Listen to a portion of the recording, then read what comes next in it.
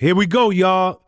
I'm back with my LA brother, LA's finest in the building. Yes, I love sitting down with this dude. Inglewood's because finest, not only does he have a super dope perspective on most subject matter, it's always with a bit of humor. This dude keeps me cracking up during our conversation. Please welcome LA's own Boskoe100. Sko, what up? What up, Prez? Hey, no, just one thing, bro. Inglewood niggas do not like when niggas say they from LA. We like to have our, it's LA. Everybody knows it's LA, but you gotta say Inglewood's on, bro. Inglewood's on. I'm from Inglewood. Okay, I'm gonna get that right. I'm gonna get that right. Inglewood, though. Please welcome Inglewood's own. Yeah. That's what I'm saying. Boskoe100. Yo, real talk. You just educated me. I ain't know. No, serious, because we all from LA, right? We all from LA, but if it was somebody from Compton and you was like, yeah, LA's on, it's gonna be like, nah, I'm from Compton. You know what I mean? We all from LA. We all know it's all LA. But the people need to know, it's Inglewood though. Inglewood though. Okay. I ain't mad at you. and from this point on, I'm going to always introduce you as Inglewood's own. That's what part of NY you from? BX, Bronx. You from the Bronx. So that's like somebody saying New York's own. Yeah, I'm from New York, but you from the Bronx though. You know what I mean? From the boogie down, the home of hip hop. Yeah, you know what I mean? So it just hit different. You from New York. You from New York. But you from the Bronx though. It just hit different. You know what I mean? Nah, done deal. I'm clear. And I'm gonna make that distinction whenever I sit down with anybody from LA moving forward. Real shit. Thanks to my brother Sko. Cause for real, we'll get a lot of backlash from that. It'll be why you let him say you was from LA? Nigga, you from Yo, you serious? It'd be it can happen. It's not a lot, but it'll come up in conversation. Oh, you claim LA, nigga, you from Inglewood. You gotta put your out here in LA. We got a pride in the state, but it's your section is your section is everything out here. In New York, nigga, the Bronx, Brooklyn, your section is everything. We all from NY.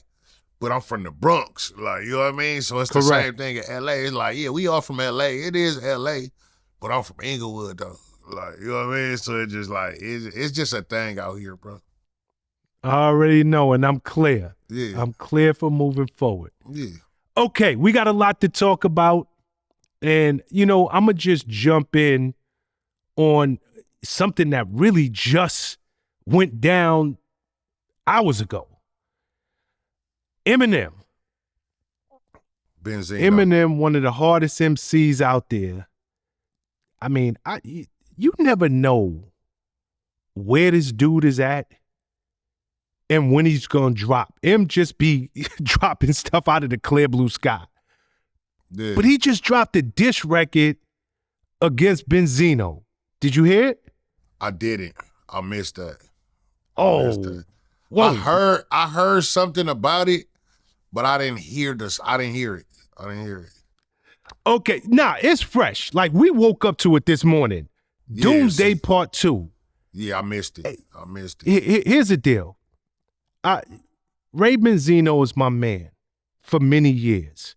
I know he's had problems with Vlad over the years.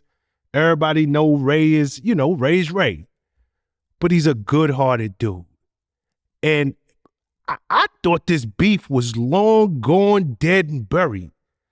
So to wake up in Eminem, I can't even imagine what happened to make this man decide in 2024 he was going to put out a Ray Benzino diss record. That's kind of. Do you know something I don't know? It's kind of whack though. I ain't gonna lie. To diss Benzino, y'all had beef and y'all had issue. Whatever y'all issues had. That shit been so long. That shit was 20 years ago, bro. Ain't nobody thinking about no Eminem. Why you didn't diss Game? Why you didn't diss Game? The game came out with a hug. Why you didn't diss Game? We would have cared more. I don't think I would have really cared about him dissing Game either, but I would have cared a little bit more at least if it was game. Like Benzino, what has Benzino done? Benzino is already like, I ain't gonna lie, like Benzino kind of like, it's like being a bully at this point. Like you dissing Benzino, like you're bullying that man. Like he don't rap. Like he probably rapped before back in the, but he's not a rapper now. He's not still rapping. He's not, Benzino not putting out records. Benzino going viral for asking his kids for money. So like that ain't no like don't try to, it's like kicking a dead dog to me. Like it's kind of like get up. He's dead. Like, no, get up. Like, no, he's dead already. Like, not like saying it like that. Well, all due is because I love Benzino. I fuck with Benzino.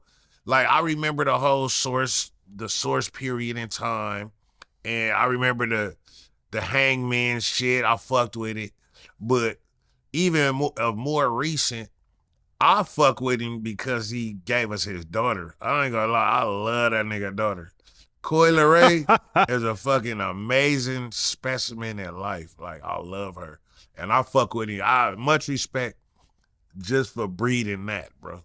For breeding and blessing the culture with this beautiful spirit. Like I appreciate him for that. So like I don't got nothing against Benzino, never really did. But honestly, I feel like Eminem trying to go at him is kind of like bit corny. I ain't gonna lie, bit corny. I'll say that. Well, you know, I don't make a secret.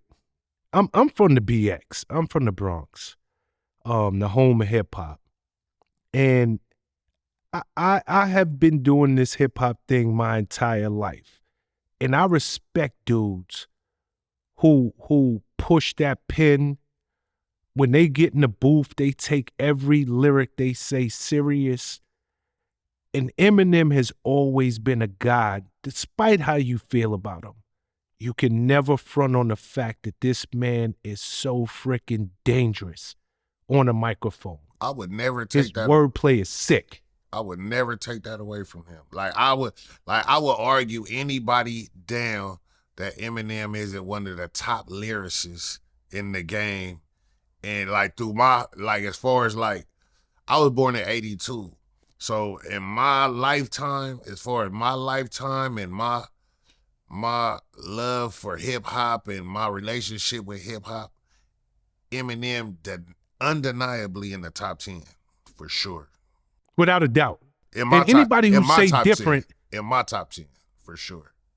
Nah, like Sko, real talk, you know, and I'm sure I'm going to get a lot of pushback, just like you going to get a lot of pushback putting him in your top 10. But I don't know how you can deny putting this man in anybody's top 10. You can't, because like hip hop wasn't about race. Like that's the thing. Like people always try to like, they always try to take away from his attributes just because he's white. Like that's cool, but like hip hop might have been a black start. It might have started in the Bronx and black dudes might have started it, but hip hop wasn't based off of race. Hip hop was always based off of a culture. Hip hop is a culture. It's not a racial aspect. It's a cultural aspect. You know what I mean? So it's like, what do it matter if he's white or not? If he's spitting and doing this shit that you niggas started and he doing it better than you, what's the problem with that? That's like saying a black actor can't be the GOAT. That's like saying Denzel ain't in the top 10 of my actors because he's black. Like I'm sure real. The first, you know what I mean? The first play probably wasn't done by a black man, but he's in this white dominated genre or this white dominated field, and he's one of the top 10 in the game. So like, you know what I mean? It go both ways. Like we can't, hip hop wasn't based off of race, just like Hollywood wasn't based off of race. Anybody can be a star, bro. So I never took, I've been an Eminem, I say all that to say, I've been an Eminem fan from day one. Like I always fucked with him. So I never felt no kind of way about him being white but killing everybody off. Like it don't matter. Like it don't matter who kills you, as long as you get killed, right? So it's like it don't matter who the shooter is, as long as you get shot. I mean, like, you know what I mean? You're 100% right. And even as you're talking right now, are you familiar with Dr. Umar Johnson? Oh yeah, I fuck with him, bro. And you know the crazy part? One of my partners, my partner X from NY, he the one that put me on the Dr. Umar. Like I wasn't even really hip, but he's so in tune with him. He made me start checking him out. And he like, yeah, Dr. Umar, yeah, Dr. Umar, he be making some good points. Sometimes I feel he go a little overboard, and sometimes I feel like I don't agree with every single thing he says, but he make a lot of great points though. And I feel like he a real intelligent brother though. Nah, he's clearly highly intelligent and, he's highly opinionated. Yeah. But just thinking about what you said, and I'm not sure if you even heard this when he said it. He said Eminem can't be considered a GOAT in hip hop because he's not black. I heard that. Yeah, I'm like, yo, I don't know. Like, I get it. You know, it started with African American and Latinos, and we brought it to prominence. But to your point, hip hop was, and always will be, it's a culture. And if you adopt this culture, put it this way, for anybody who's ever traveled outside of the United States, I don't care if you go to Japan, I don't care if you go to India, China, the UK, the hip hop culture far supersedes the color of any one person's skin. Because that's people not what are living the culture and speak completely different languages, but they're living the culture that we live here in the United States day in and day out. It's people that don't even speak English well, but can recite every word of a hip hop song. Like they can recite every word of they don't even know English. Like if you try to have a regular conversation with them, they couldn't even have a regular conversation with you, but they could recite every word of a Nipsey verse. Like hip hop, without a doubt. Hip hop is like mathematics. You know what I mean? Like it's like money. Like it's a universal language. Like we don't have to understand each other's language, but we understand the music. We understand the currency. Like, you know what I mean? So it's like it don't matter. It don't matter if you black or white. Basically, like Michael Jackson said, it don't matter if you black or white. It just is what it is. Like that's like saying a black man can't make the best tacos. Like, you know what I mean? It's like saying, like, because I'm black, no way he has the best tacos in LA. He's black. He can't have the best. So what, nigga? My tacos is the shit, nigga. They bracking. Like, that's, you know what I mean? It just is what it is. Like, you know what I mean? You know, and you slightly touched on this. We do know Benzino. Actually, before the source, Benzino, I mean, he came into the game as an artist. He was part of a group, Hangman 3. Hangman. Had record deals, the whole nine. Yeah. Do you think, number one, that Benzino could come back and go back to his roots? And do you think he should come back at this man lyrically? See, that's another great point, because who did we sanction to decide what the age limit on hip hop was? Why does hip hop have an age limit? Like anybody can come back at any time. If Dr. Dre could come out with an album at 50, Compton, and you know what I mean? Like, where did it's only in hip hop, in the hip hop genre, where this is a problem, or if it's even a question. Like nobody would question if Ronald Isley said he was coming out with a new album. Like, why would it be? It wouldn't be a question. Why every time an older hip hop artist or a rapper, whatever you want to call it, why every time an older rapper decides they want to put out another project or they want to give it another shot, it's always kind of shunned upon or kind of like, you know what I mean, looked down upon. I just don't get that. Like if he feel like he could do it and be dope and bring something to the culture that we missing right now, what's the problem? I don't see no problem with it. Like I feel like any man could do it if he dope enough to do it. If you dope enough to do it, do it. Like that's like if Snoop wanted to come out with an album right now. What would be wrong with that? Like who did we sanction to be the doorkeeper of the age limit in hip hop? Like who's running this shit? Like who is that? Nah, I think you make one of the most valid points in all of hip hop, right? Because hip hop is still very young. We just celebrated 50 years of hip hop. It's a very, very young art form.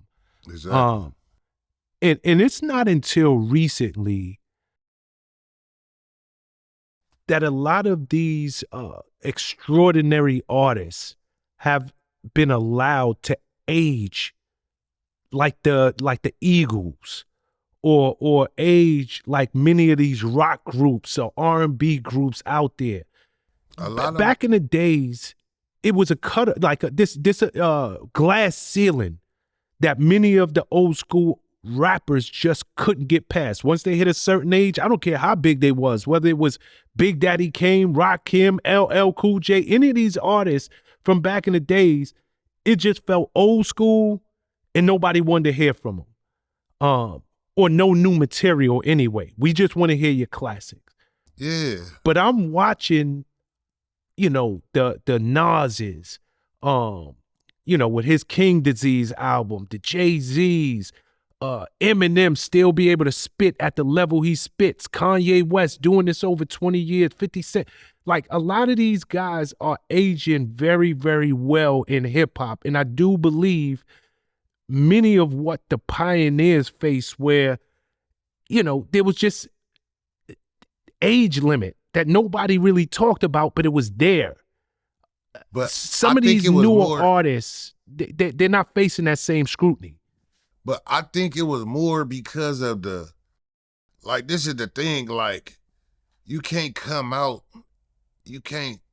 back trying to be the same old you. Like, I feel like you got to be the same old you, but you have to kind of reinvent yourself to stay relevant. Like, see, the thing, a lot of these older dudes didn't realize, like, a lot of these older rappers spend so much time trying to keep the younger dudes from coming up. But it's like, bro, we really should embrace it. It's dudes like who's a good, like Boosie. Like Boosie gonna keep it. Boosie's an older rapper. Boosie been in the game 20 something years already, bro.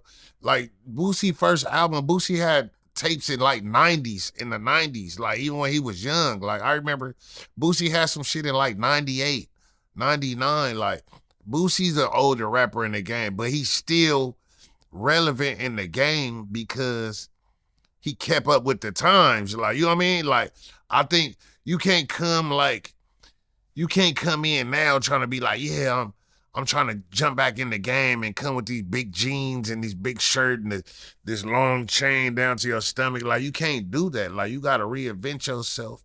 And it's like Gucci. Like, you see how Gucci came out of jail with a whole new swagger, and he was able to tie in and still be relevant to the current state of hip hop. Like, that's what all these dudes need to do. You can't come in, like, if you took a hiatus and you was off for a minute, you can't come back on the same old shit. Like, you need to stay in tune to the new music and what's going on, and you need to be in tune to these new rappers that's hot now. And it's like we need to embrace them and not be in competition with them. Like, it's supposed to, like, it's enough room for everybody to eat. Anybody, like it's like Yuck Mouth right now. If Yuck Mouth came out with an album right now, I'm gonna go listen to it because Yuck Mouth is a dude from my era.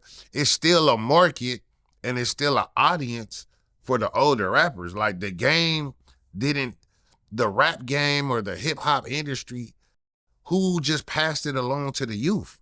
Like I didn't never like, you know what I mean? I see a lot of new music that's dope, but everybody doesn't like the new music that's dope. It's a lot of us older dudes that don't like the new music.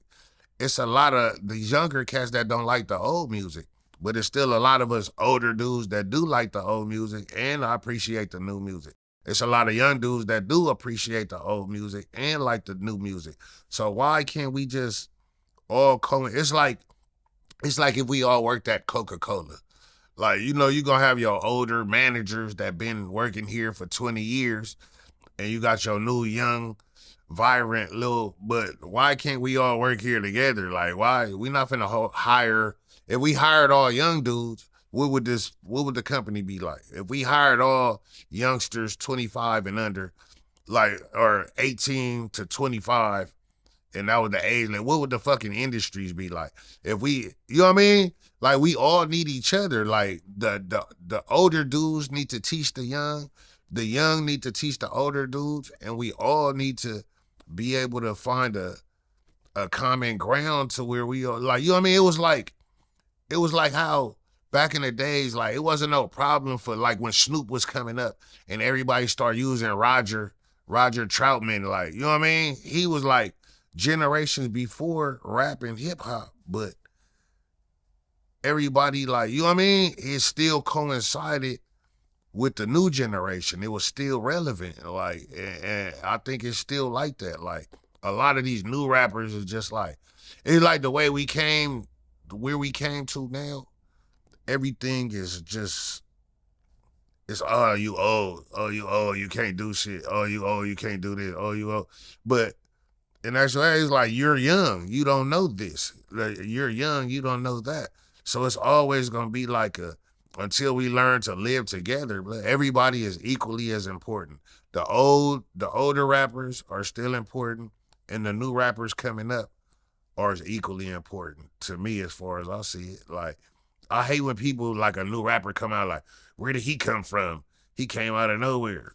Where does anyone come from? Nobody. You don't know who nobody is until they blow up.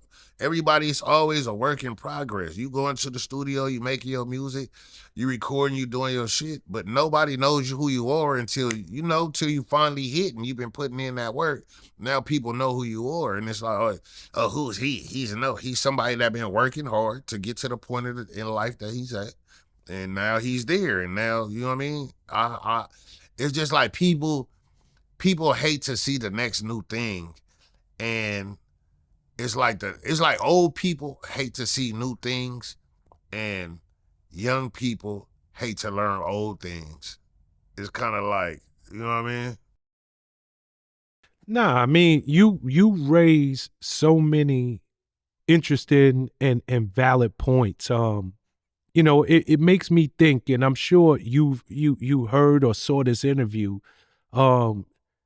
Yasin Bey, aka Mos Def, when you're speaking about the older guard versus the new rappers, not so much that Drake is new, but Mos Def, Yasin Bey was like, yo, Drake's pop. His music is comparable to shopping. Is that just him expressing his opinion? Yeah. Or is it more in line with what you were just talking about?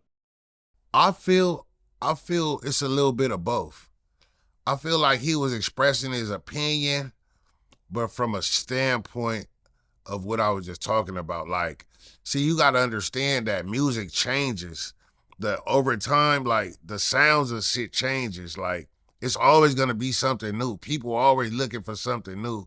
But just because you're looking for something new don't mean that the old isn't still appreciated.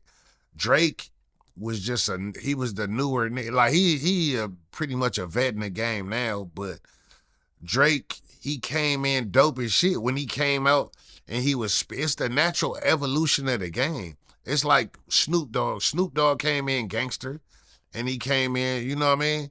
But now you could low-key call Snoop a pop artist. Snoop got a lot of pop music, and, like, you know what I mean? Like, he an artist that cross over. Like, just because Drake accomplished something that you really couldn't doesn't make him not an MC. Like, you know what I mean? Doesn't mean he can't rap. Like when he first came out, he was spitting, and he still to this day, Drake's still spitting them verses. He's still spitting that shit. So I don't feel like, me personally, just because he got richer off the pop sound doesn't discredit him from having dope MC verses. Like, you know what I mean? He still got dope rap verses too. Like, just because he can do both, like, that doesn't make him, it doesn't exempt him from the dope rapper list because he can do pop music too and still be great. It don't, like, you know what I mean? It's just like, but to me, it's like when Deion Sanders played baseball and football. Like, you know what I mean? Like, just because he a great football player, it don't mean I can't get out here and smack some home runs on the baseball field. Like, so it just, I feel a lot of rappers that can't do both, they get a little jealous, like, and they tend to come off like as jealous. Like, you know, your opinion is your opinion, but you come off as jealous, bro, instead of embracing it and just congratulating the man on his accomplishments. You know what I mean? Nah, I mean, you know, to each his own, right? Yeah. There are people out there who feel Drake could never be hailed as one of the great ones because Quentin Miller, you know, and he had ghostwriters. But I don't think, number one, Drake came out in 2008. It's legitimately been about 16 years of this dude consistently Making hits. Making hit records, spitting dope bars. Consistently. I don't think you could take nothing away from this man. Some of the greatest artists ever, you know, co-writing, you can give people co-writing credit if they just sitting in the studio with you. And they like, yo, you know, you should say it like this, or you should use this word instead of that word. You give them co-writing credit. So, I mean, I don't know. To me, again, like an Eminem, I think Drake, I respect bars and I respect real talent. And I think that both of them brothers, like, come on, man. You know how hard it is to stay at the top of your game, like legitimately at the top of your craft for 16 years. Hell You yeah. don't see many people in anything, whether it's sports, technology, business. Do you know how hard it is to stay at the top for 16 years? But see, That's not easy. But see, the thing is, most Def saying that, you saying that MC, but you're an MC, but you never had a dope album. Like most Def ain't never had a dope album. Like, I've never heard, like, you such a lyricist and a spitter, but I've never heard a dope Most Def album. Like, never. Like, all people don't all, it's not all about, oh, I'm an MC, I'm a spitter, but why you never, if you were so dope, why haven't you got to the level of Drake? Like, why haven't you got to that level? Like you started way before him. You such a great lyricist. Why aren't you doing better than Drake then? Why aren't you where Drake's at? Or like, why aren't you sitting where fucking P. Diddy's at? Like, if you niggas was so great and so dope, why haven't you accomplished what he's accomplished? Like, you know what I mean? But it's not all about being, oh, he's not an MC. Bro, the people want to hear the music, bro. See, that's what the people care about, the music.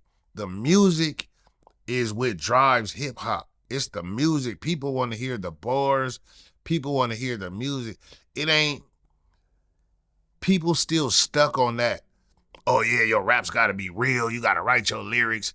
You gotta be like, bro, that was in the beginning, bro. This is 2024. People don't give a fuck about that. People care about the music, bro.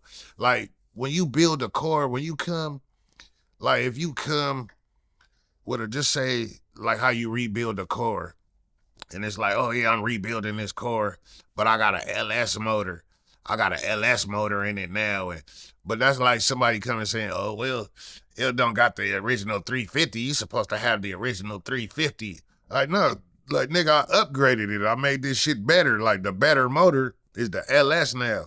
Like, oh, yeah, but it's not a classic. You put a new motor in it. Like, bro, who gives a fuck, bro? The car is dope. And we out here smashing. We out here on Sunday getting sideways. That's what niggas care about. Like, nobody cares about all that other shit anymore. I think that's what shit like that is what caused the separation in hip hop. Like, that's what causes the young against old narrative, like, or you know what I mean? I'm an MC, he's a pop artist. Like, bro, we focus on the music, bro. Like, that's what people care about. Like, no, at the end of the day, you can do whatever you want in your personal life, like, or however, whatever it takes to get the album together or get the record done. Who cares about all that? We care about the finished product. We care about the final product. I don't care if Drake wrote every bar himself or if fucking 21 Savage wrote 8 bars on his verse. And like, bro, I don't give a fuck about that. Like, I care about the finished product, bro. If you could give me something dope to listen to when I'm riding around in my whip beating, nigga, that's what it is, nigga. And Drake has consistently done that for, what'd you say, 16 years, like 15, 16 years, consistently done that. So I can't take nothing from him. Musically, You know, musically. nah, that's real talk. Lil Wayne, he sat down with Richard Sherman and he said he feels the reason that Drake gets hated on so much is because he's light-skinned. And he was like, yo, how I know? And he from Canada. Because I'm not light-skinned and I hated on light-skinned dudes in school. He was like, yo, it's American history. And you think he got any relevance to that statement? I think him being from Canada got a lot to do with it too. Like, oh, you got this light-skinned dude from Canada and he was on Degrassi, and who cares about that? We care about that, though. I think people get too stuck on the backstory of the artist instead of worrying about the art. Like, hip-hop is about the art. Like, people are too involved with the artist. Like, it's like, bro, who cares about the artist? I care about the art. Like, the artist is, like, the artist is dope. Like, he's cool, it's cool. Like, but at the end of the day, like, bro, it's about the music, bro. It's about the art. Like, who really cares? Like, nobody offers to buy the artist.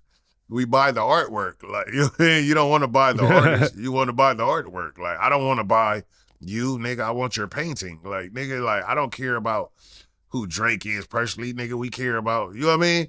Like, you niggas knew years ago, you niggas knew that your R. Kelly liked young girls years ago, but we didn't give a fuck at the time because you cared about the music. You were at the interest. Like, nigga, we see how long ago, how many albums did he come out with and dope shit did he come after we knew he married a 15-year-old girl? Like, we been knew he married Aaliyah. Oh, she's 15, he's 28 years old. But you guys didn't care about that shit because he was still coming with these hits in the music.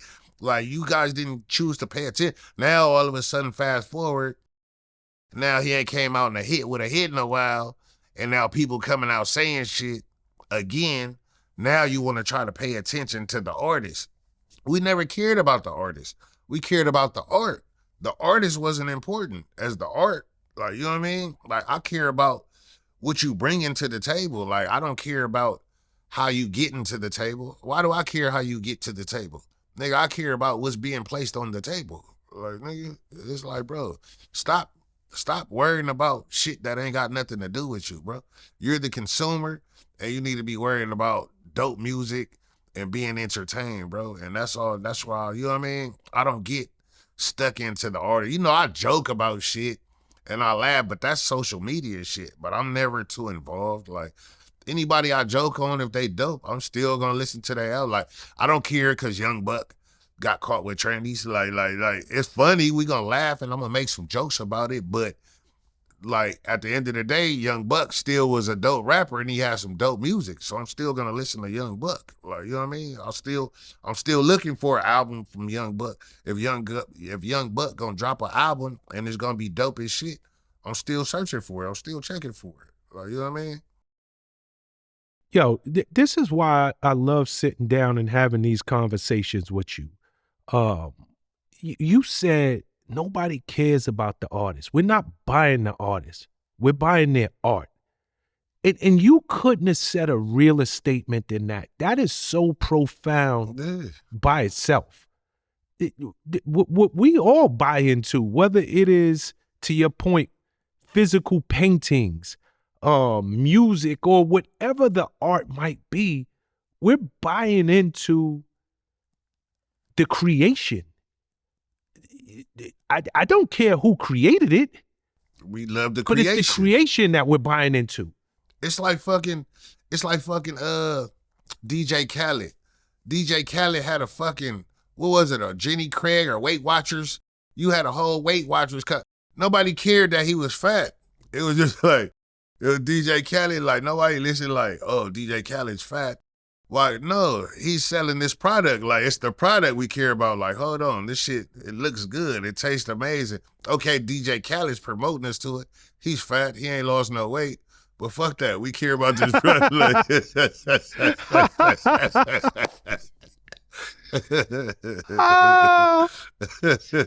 All right, switch topics with me for a second. Yeah. Blueface. Oh, man. I'm sure you know that name. Of course. Of course. Blueface is back locked up on a probation violation. He probably won't get out until summer. And, you know, he said, hey, I love it in here.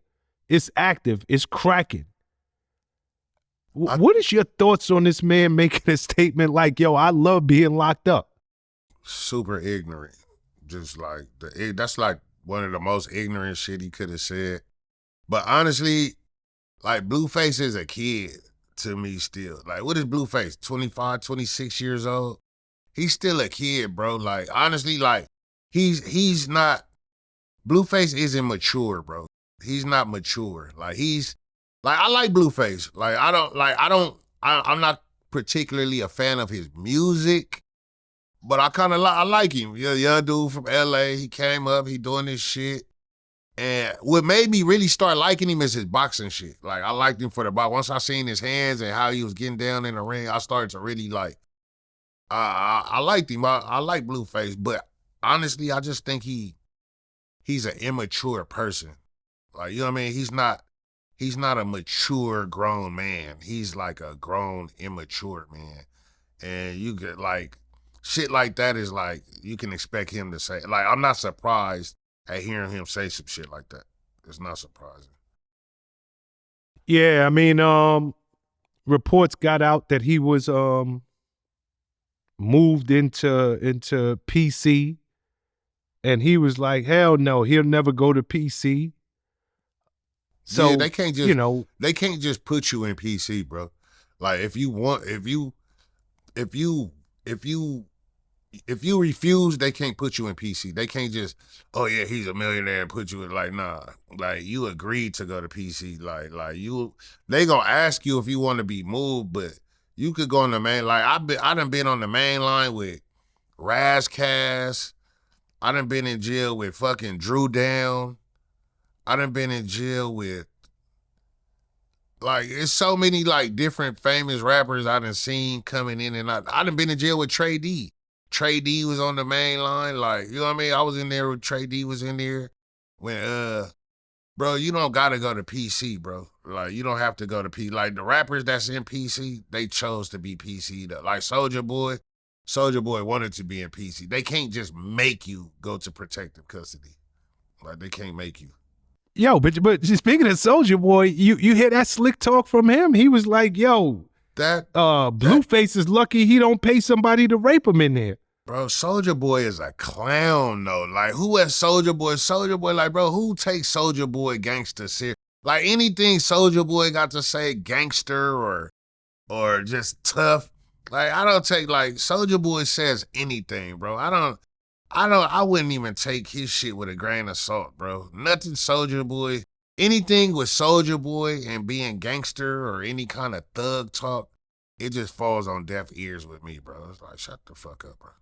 Honestly, for me, when I hear shit like that, it's like, shut the fuck up. Oh, God. All right, yo, you know something? Blueface ex-girl. Krishan? She was on a speed dating show Krishan? and guns was drawn. You hear about that? Which one, Krishan? Yeah. Oh, yeah, I seen Krishan that. Rock. I seen that. Yeah, I seen that. I feel like that was a setup, bro. I feel like that was What you mean? I feel like that was a setup. Somebody backdoored him. Only thing they did was come in, attack the cameraman, and steal the cameras, bro. That was some backdoor shit, bro. I feel like one of them bros on the show told some nigga, that was some setup shit, bro. The backdoor shit. Like, just in my opinion. I don't, not say no facts or nothing, but that was a backdoor shit. This cameraman, all they did was come in and steal his cameras. And like, bro, that was some backdoor setup shit. Probably one of them broads or, I ain't gonna say who, but that was some old backdoor insider shit, bro. Got you. You know, what do you think about her relationship with Blueface? I know they not together no more.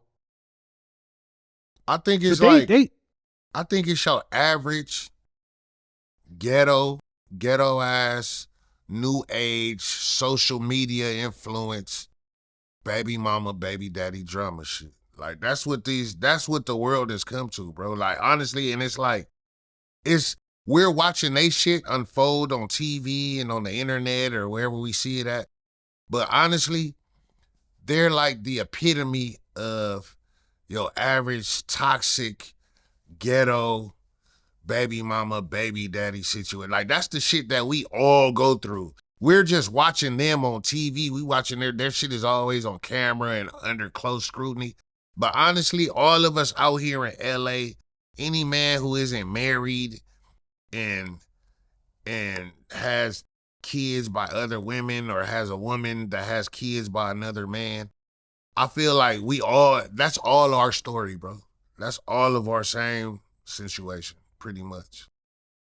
We just get to watch them do it in real time. But honestly, it's a million people out here who like we put a camera in 100,000 different households, it's gonna be that same story, same situation, same kind of antics, bro. It's nothing new. It's just that their shit is under a microscope, so we get to witness it and we get to offer our opinion. Like his mother. I hear a lot. His mother is so annoying to me. Like, she's annoying. Like, she's so annoying, bro. Like, all she does is, like, stay in her kid's business. Like, you have no business. Like, your whole business and everything you talk about is just your son's business. Like, what's going on with you? Like, you know what I mean? Like, if you was going to step out there and be something, I want to know what's going on with you. What's going on? Like, what you got going on? Like, that's all you do is, like, you don't have, I don't know, it's so annoying to me. Like, it's just so annoying. But I watch her, I follow her, and I watch her, but every time it's just, like, so cringe. I swear to God, it's just cringe. Because I'm like, why are you so obsessed with your son's business? Like you have a bit of a platform, and you have the opportunity to do your own thing, but your whole thing is being involved and opinionated on your son's thing. It's like, that's like kind of annoying. Like, Nah, I mean, you know, she definitely is all the way in on her son's business. And you know, and this is as real as I could put it, man. And I say this all the time. One of the most addictive drugs clout on planet Earth is clout. Swear to God, It's I clout. say it all the time. And the fact that you can bring her up, the fact that she has followers and people are speaking her name, good or bad, the likes, the comments, that clout is addictive, bro. It is. And it don't matter how old you are, don't matter how young you are, but it's always worse when you're a little bit older and you still chasing that. It's terrible. Like, and you're somebody's mother. Like, you're somebody's mother on here, and you just all and I don't like. I haven't seen no. Well, I ain't gonna lie. Black China mother kind of terrible too though. Like Black China mother. Like what is it? Tokyo Tony. Cringe. Cringe. So cringe, bro. Like so cringe. Like it's just like that shit is embarrassing. It's so embarrassing, and it's just excuse me. It's embarrassing, and it's just ignorance at its finest to me. It's just like so cringe, bro. Every time I see her come on, like now they came out, Black China, they came out talking about she was sending Black China boyfriend nudes and or her ex-boyfriend nudes and just all the like it's just so like it's cringe as fuck. And then the internet is cringe in itself because everybody chasing the clout. Like the fact that she did that, she might have reached out, jumped in your DM and told you some shit about her daughter. But you just have to bust the receipts and go to the internet. It's just a cringe ass clout circle. That's what I'll call it. It's fucking cringe clout circle. Nah, I'm gonna keep it so real. That clout, the attention, it is more addictive than heroin, coke, crack, and every other drug combined, man. You know why? Huh. Everybody want to be somebody. That's Everybody as want real to as be you could put somebody. it. Who doesn't want to be somebody like in life? Like who doesn't want to be someone? Like who doesn't want to be mentioned? Like everybody wants to be somebody. And it's the strive to be somebody, I think, that pushes this shit. It pushes the whole agenda. Well said, well said, well said. Okay, and I don't even know if I would classify this guy as your arch nemesis. You tell me. But Crip Mac, you know, he just caught a gun charge. I wouldn't For call one, him. are you up on that? And for two, whatever happened to y'all boxing match?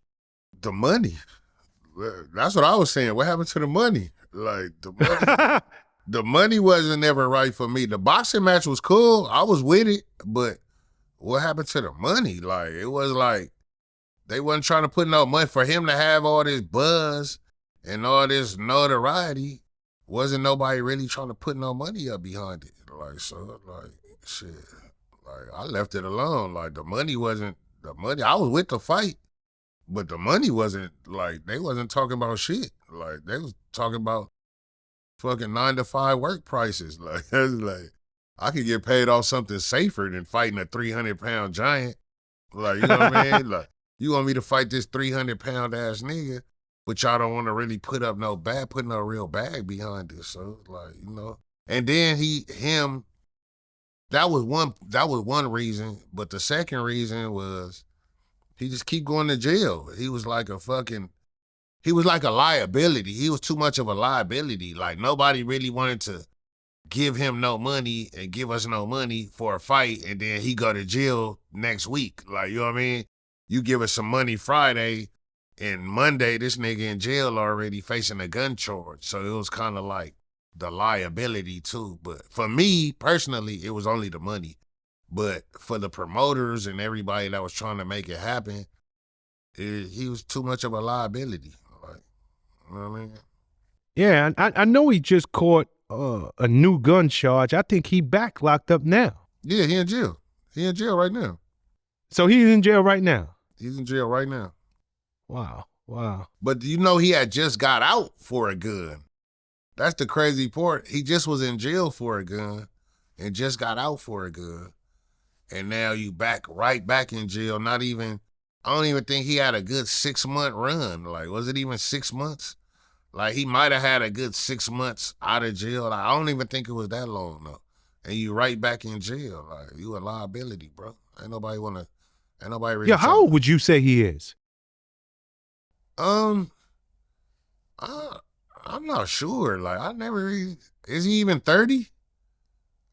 Mm-hmm. he seemed too slow to me to be like over 30. Like I don't like his intelligence level and his maturity and just the way he carry himself.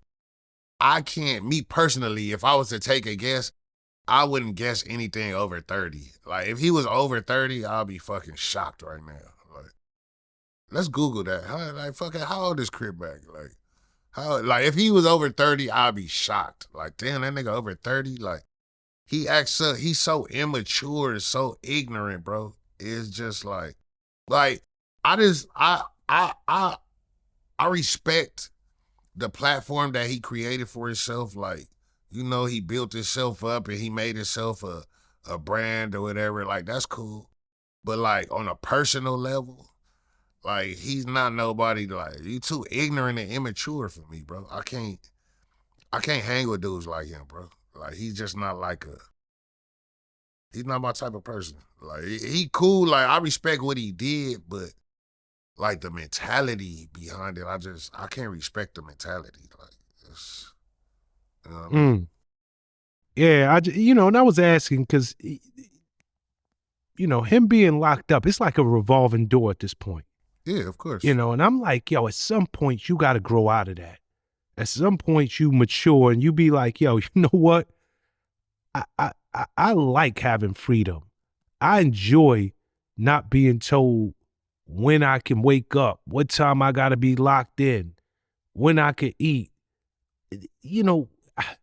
After a while, I just get old. But honestly, he don't want no better. Like, that's all. He in jail right now. You didn't hear the jail call? He in jail. Like, yeah, when I come out, I'm still gonna be a 5'5" Crip. And bro, it's the mentality, bro. Like, you have to want better for yourself. Like, everybody wants money. Everybody wants money. Like, oh yeah, he wants money, and everybody wants money.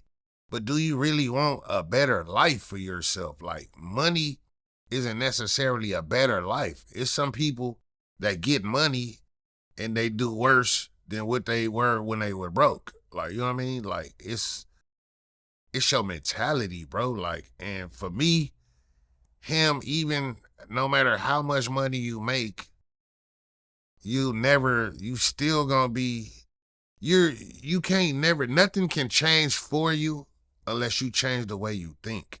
The way you think, the way you move, that's when shit is gonna change in your life. And for me, I don't feel like he at that point where he wants shit to change in his life. He just wants some money, but you don't really want a better life. You just want a better you want a better financial advantage at life. But I don't feel like, that's all he care about. Like the Hoover killer thing on his forehead, that shit was light. He got it darker. Like, since from when he came out, it was kind of faded a little bit. Like, it seemed like he went over it and got it darkened in, and you know what I mean? He's not letting up off the ignorance. And it's sad to say, but as long with his mentality, I just see that's his future. That's gonna keep being his future. It don't matter how many fans you got, how many followers you got. If you don't change your mentality and the way you think and the way you move, it's gonna always be the same shit. Like, I was always in jail. Like, I've been out of prison. I went to prison. I've been to prison 4 times. The last time I paroled was 2009. So I've been out of prison going on 16 years. I'm going on 16 years, you know what I mean, out of prison. I caught a couple more cases over the years and went back to the county or whatever. But as far as prison, I've been out going on 16 years, and I don't plan on going back. But I could say that now because I've grown and I changed my mentality. I've grown, I learned, and I changed the way I thought about shit, the way I saw the world and the way I saw people. And I can honestly say, like, I don't see myself ever going back to prison for sure, but jail, I don't see myself going back to jail, but prison for certain, I don't see myself going back to prison. Like, that's like the last thing you can expect from me. Nah, after a while, like, for one, you get too old for it. But yo, you going back to prison at this point in your life, You'll be a damn fool. Bro, you'll be a damn fool. All right, so, yo, speaking of prison, YFN Lucci, he just got 20 years, but he took a plea deal where I think it broke down to him doing 10, and out of that, he has to do something like just over 3 years, and with time served, he should be out in a few months. So, all things considered, you know, they dropped the most serious charge against him. This man is coming home. He gonna do the rest of his sentence on probation. You know, do you think he's leaving that life alone? Do you think, you know, he gonna wind up right back in there? From Lucci, I don't see that from Lucci. I see Lucci like getting out, you know, getting back on the right track. And yeah, I see, because Lucci got a lot of, you know what I mean? Lucci got a lot of fans. He got a lot of people that love him, a lot of people that's dependent on him. He was doing good. He ain't been gone that long to where he can't get it back. Like, you know what I mean? Like, he cool. But I just don't understand how them down south laws work, bro. Like, the shit that these niggas, these deals that these niggas be getting and getting away. Bro, we get life out here. Like, I be tripping off them New York niggas. Them New York niggas catch a body, come home in 7 years, 10 years. I never understood that, bro, because us in Cali, bro, the shit, like that case right there, I would have had life. Like, it wouldn't have been no 20 years and 10 years, bro. I would have had life. Like, the laws is so different in California, Los Angeles. Like, I just don't see how these dudes be getting them deals. Like, it's crazy. Like, nigga, you got the shit that he had, we would have been washed up. Like, you know, so with that being said, I would, like, if I were Lucci, like, I don't see Lucci, like, if he any kind of smart, intelligent man, he gonna take that opportunity. I don't see Lucci coming back to jail. I don't see it. Like, you know what I mean? If I had to place a bet, I bet that, you know, he gonna get his shit together, take his opportunity, and reach for the stars. But I just don't understand, like, how these niggas be, like, they so blessed out there in them states. Like, they think we blessed out here in Cali, but, bro, Cali is harsh on some shit, and they lenient on other shit, but the shit that they be going through and getting away out there, them cases, and a lot of the NY cases too, New York dudes, like, bro, like, we would have had life out here. So you niggas is fucking blessed. So if you get blessed like that with the shit you was just going through, I don't, like, bro, the streets and that street life should be the last thing on your fucking mind, bro. If you make it home. If you able to make it home, that should be the last shit on your fucking brain. Nah, he just dodged a major bullet. Like, he was looking at legit life, 20 plus years. Easy. You know, and to your point, with him, I'm hoping he learned his lesson. I'm hoping he ain't gonna go back. But I don't see it. I think, you know, I think he got a good head on his shoulders, and I think he gonna do the right thing. But, you know, I just pray he stay focused, because everybody want to come home, and when they get home, they forget, and they wind up doing dumb stuff that just gets them right back where they just left. Yeah, Lucci, I'm trusting my judge of character. I don't feel like Lucci go back. Like, C-Mac, I can see C-Mac coming home and going back. Blueface, I can see Blueface coming home and going back. Lucci, I don't really, you know, I kind of like. But you know what? I can't really say that either about Lucci, because I've seen some dumb shit. Like, I see Lucci, you in county jail fighting for your life, but you releasing videos on Instagram, you sipping lean, you doing drugs in the jail cell, and cell phone, you got a cell phone, like, you know what I mean? So you still kind of doing stupid shit too at the same time, but I just feel like I got a little more faith in Lucci than I do them two niggas. Okay, let's keep it down in the ATL for a second. I'm sure you following like everybody else. Like, damn, this got to be the longest freaking trial ever. Like this YSL Rico case. That shit is too, like, that shit is crazy, bro.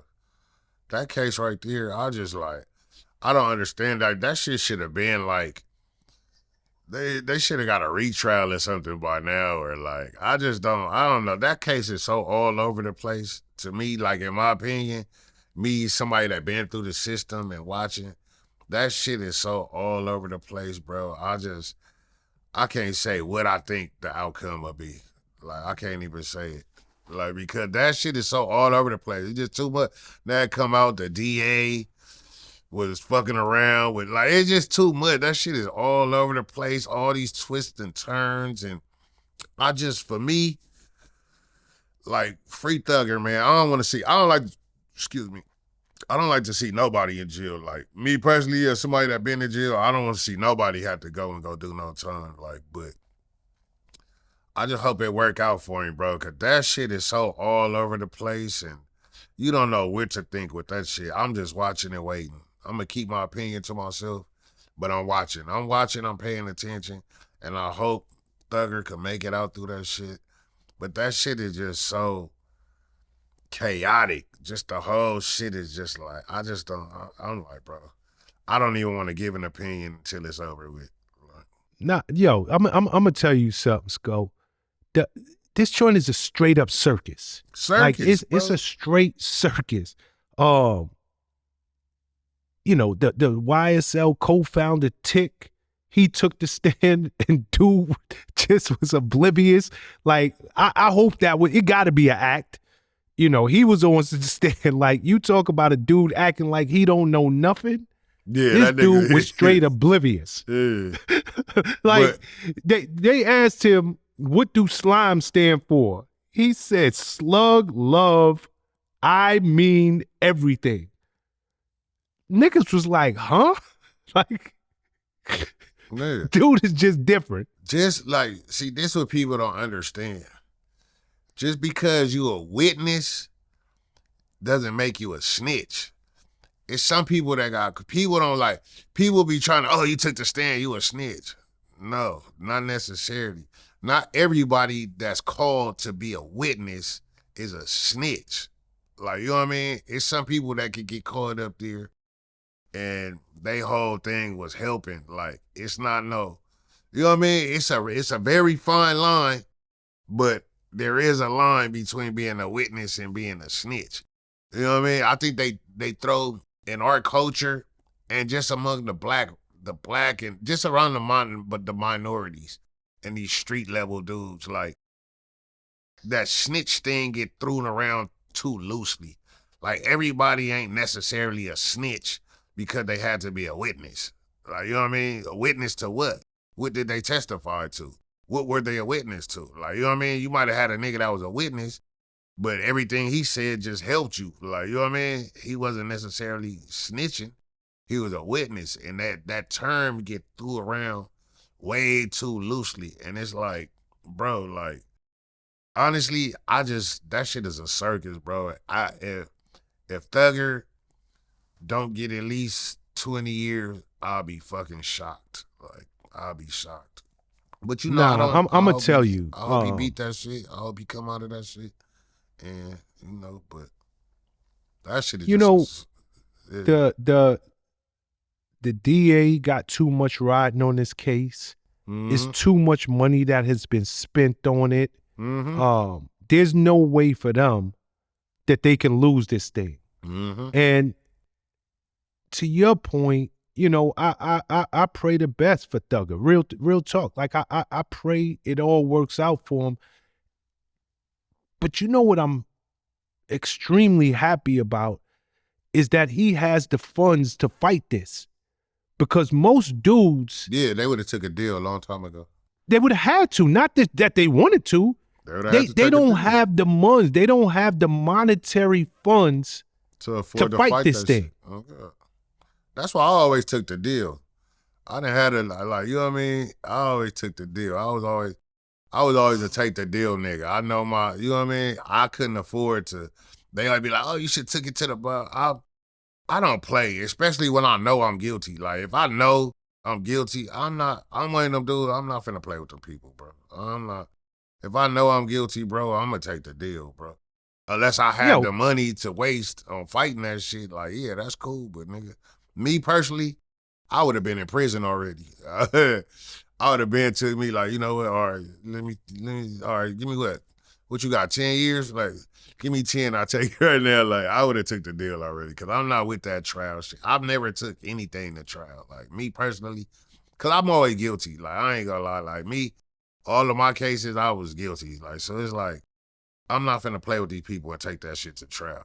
But I was never facing any serious time like that either. Like, when you facing time like that, you kind of, you kind of feel a little more in a gambling mood when you facing that kind of time. Like me, I knew not to gamble. Like I wasn't finna play with the people. I could get 16 months right now. Instead of getting 5 years, I'm finna take this 16 months. But if you fighting 30 years and all they offering is 20, I would feel like a little, fuck that. We finna take this shit to the box. You know what I mean? well, much of the reason why they have such a high conviction rate is for the same reason you talking about. And truth be told, whether somebody is guilty or they innocent, especially in our communities, a lot of people just don't have the money to fight them cases. They just don't. So if I'm looking at, double-digit years and I can walk out of here on a 3 to 5, you know what? Whether I'm guilty or I'm not guilty, Nigga, I'm not willing to gamble it away. Yeah, I'm not willing to take that gamble. I'm finna take that deal.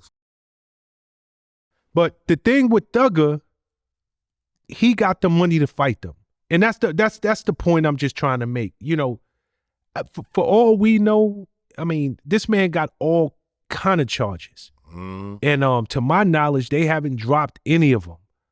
So he's facing 30 years. The majority of his natural life behind bars. It's in his best interest to fight it, and thank God that he has the money to do so. Yeah, definitely. All right. You just talked about something I want to touch on. You were talking about how frivolously in this community people throw around the word snitch. Mm-hmm. And are you familiar with BG? We know he just came home, and it's some people are referring to him as a snitch, and I just want to get your thoughts on this. I heard that, like, when he got locked up. Go ahead. I heard some things like I had made some jokes like when he first came home, but it had nothing to do with snitching or nothing. I just made a few BG jokes, like like how I do. I joke, I joke on all these niggas. But honestly, that snitch shit, I'm not like, bro. I'm like, see me. I come from the time like in my era of coming up. If somebody called you a snitch, and they can't produce no kind of paperwork or nothing, they supposed to be, you supposed to get rid of them. They supposed to be out of here. Like, you know what I mean? And these dudes do that shit so much now on the internet. Oh, he's a snitch. Or just anything, oh yeah, he's a snitch. And they don't got no paperwork, no evidence to back up their statement, bro. And I've never been a fan of that shit. Like, I've never, like, you know what I mean? Like, because I know dudes that really got dealt with. I know dudes that got dealt with. And I've been involved in certain situations. Like, niggas done got dealt with without no paperwork, bro. And that's like, that was some fucked up shit. But honestly, in this day and age, 2024, if you don't have no kind of evidence, no kind of hardcore evidence, or no kind of proof to corroborate you making snitch statement on niggas, bro, I feel like you need to be dealt with. Like, niggas need to, because you really playing with niggas' lives. Like, you're playing with a nigga life, you're playing with niggas' freedom. And I just feel like that shit getting threw around way too loosely on the internet, bro. And a lot of these dudes need to get dealt with, like, bro. Like, honestly, me personally, I don't even want to be involved in them conversations no more, like who's snitching and who. And I don't give a fuck, because I'm not a criminal no more. I'm not a criminal. I'm not out here committing crimes and living that kind of life. So honestly, me personally, I don't give a fuck who a snitch, because I'm not, you know what I mean? I'm not dealing with these niggas like that, especially if it ain't got nothing to do with me or my hood or my homeboys and shit. I really don't give a fuck. Like, cause I'm not dealing with these niggas anyway. And even if I was dealing with them, I'm not dealing with them on no criminal level. So you know what I mean? All that snitch shit is like, I'm just tired of hearing about that shit. Who's snitching and this rappers, and like, who gives a fuck about? I don't like, bro. I don't know these niggas. I listen to their music and I care about that. Like, I don't give a fuck about who's snitching, bro. Like, all this shit, like, them niggas in their hood need to give a fuck. Like, the fans don't need to give a fuck about who's snitching, bro. Like, these fans, like, me as a fan, I don't give a fuck if Drake is a snitch. Like, oh, Drake snitched. No, I don't give a fuck, bro. I don't commit crimes with Drake. I don't sell Drake drugs and, like, you know what I mean? We don't have a criminal street relationship, nigga. I listen to Drake's music and he make dope music. So who gives a fuck if he snitched on somebody or not back in you know what I mean? Back in 2006, I don't give a fuck, bro. Like, niggas need to, like, bro, I think these niggas just lack content and they ain't got shit better to talk about. So they keep wanting to push this, oh, who's a snitch narrative? You jealous? Like, you basically, all you niggas is doing is jealous of your own people and really you see somebody doing good, so you trying to knock him off his track. Like, you know what I mean? Anybody you see, oh yeah, he doing good, he the shit. Oh, but I don't give a fuck who's a snitch. I don't give a fuck if that nigga's a snitch. I'm not a criminal. I don't deal with these niggas on criminal levels. I'm not interested in their criminal career. None of that shit. If I know this nigga, it's because I know him for his music, and that's what I know him for. That's all I give a fuck about. I don't give a fuck about this nigga criminal history or like, bro, fuck all that shit, bro. Niggas, like I say it all the time, bro. These niggas want to bring the streets to the industry and the industry to the streets, bro. The streets and your workplace is the streets and your place of business is two different things unless we involved in organized crime or criminal activity. Like, bro, other than that, I don't give a fuck about these niggas. Who's a snitch? And I like that clown 1090 Jake. I don't like that clown. Like, that nigga, they're like, you too upset. Why are you so obsessed with who's snitching? And why are you so obsessed with who's snitching that's black? Like, you ain't talking, like, bro, you a fucking white boy from Boston. Like, why you ain't talking about a fucking Boston full of fucking Scottish and Irish snitches? And why you ain't talking about none of that shit? Like, why I don't ever hear you bring up Whitey Bulger? None of that shit. Like, you focused on the black men and the black niggas that snitching. Like, bro, it's a whole lot of fucking snitches out there. You ain't speaking on none of that shit. I just feel like we got other people against us and we got our own people against us, bro. And it's like, already. And it's like, bro, fuck that snitch shit. I don't give a fuck about that shit. If we ain't involved in no criminal activities together, if we ain't doing no criminal business dealings together, I could care less about that shit. I don't give a fuck, bro. We're not hanging. We not personal friends. Yo, interestingly enough, Vlad, he just sat down with 1090 Jake and he asked him a similar question about BG. And he was like, nah, I don't think BG snitched. What's the backstory of the actual case? So it was a gun charge? Right. So basically, they all get pulled over in the car. There's 3 of them in the car. And under BG's seat, they find a handgun. The guy in the back seat, I believe his name was Kentrell Washington, he tells the police it's mine. He claims it. Flat-out claims it. They take him to the police station. He has an interview with the ATF. He names a female and said, this female drove me the gun from Texas to New Orleans. That's how I got the gun. The gun is mine. And basically, BG and the other guy, they say, yeah, it's his. He got it from the girl. This, that, and the third, whatever. Now, a couple months later, however much time had passed, BG caught a second case. In that second case, when BG bonded out of jail, one of his co-defendants and BG were making phone calls in which they were talking about having the other guy take the fall. They'll give him whatever they need to. They ended up bonding the guy out. The police were listening to the jail calls, so they understood that they formed a plan to have a man take the fall. That's why BG went to prison for that case.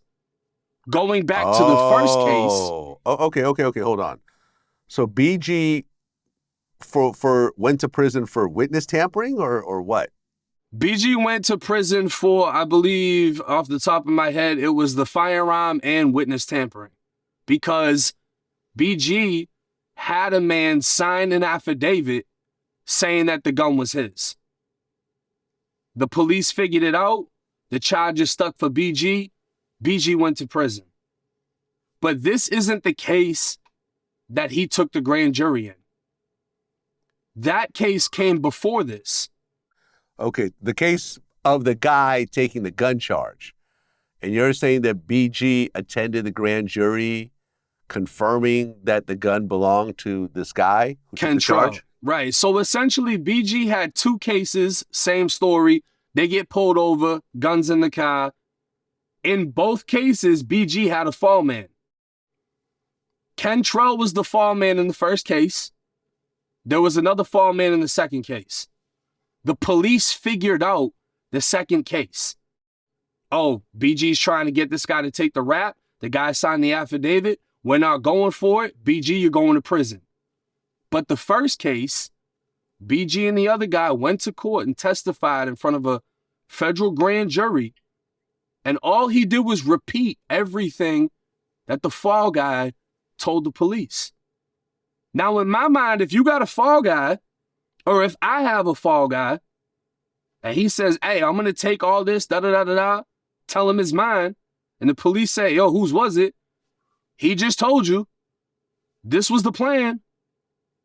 What ended up happening was the fall guy was under the impression he was only going to get a certain amount of time. When he found out he was getting more than that, he turned on everybody else. And this is the dude who accuses everybody of snitching. Yeah, but I mean, I can't say like they said he snitched though. They're calling him a snitch. 1090J. They saying you snitched on some niggas in jail. So it's just like, bro, honestly, at the end of the day, I really don't give a fuck. Like me personally, I don't care about who snitched, because I'm not dealing with these niggas. If a nigga ain't from my hood or personally snitching on me or my immediate circle, I don't give a fuck, bro. These niggas is rappers, and nigga, I only pay attention to them for their music. I don't give a fuck who they are personally, honestly. Like, that's just me, bro. I could care less about who's snitch. I don't give a fuck. Nah, that's real talk. You know, speaking of snitches, and I guess you could put this guy in that category, Keefy D. He snitched this on man himself. Snitched on himself. He snitched on his fucking self. Like, he's an idiot. like he's still locked up in the Las Vegas penitentiary. You know, they gave him something like $750,000 bail. He can't make it, so he's still locked up. You know, he dropped his public defender. He hired a private attorney. You know, how do you think this is going to play out for him?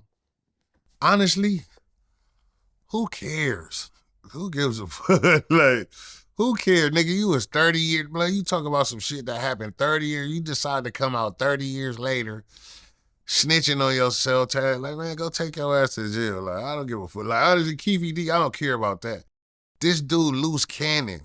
Did you see this Luce Cannon interview with Wack and fucking Adam 22 on No Jumper? Nah, I ain't see it. Did you see that shit?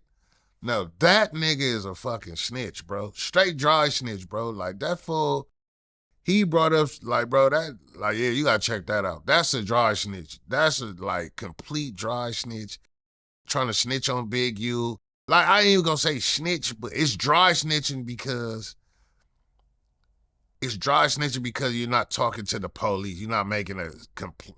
All dry snitching and dry snitch. All dry snitching just means like you telling, but you're not talking directly to the police. So that's the only thing that distinguishes snitching from dry snitching is you telling it to the police or not.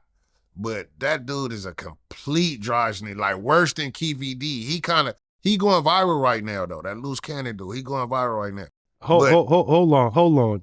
Like, did you just say worse than Key VD? Worse than Key VD. Fuck Key VD. He make Key VD look like nobody cares about Key VD now. Right now, like this dude just took over the new Key VD shit. He worse than Key VD.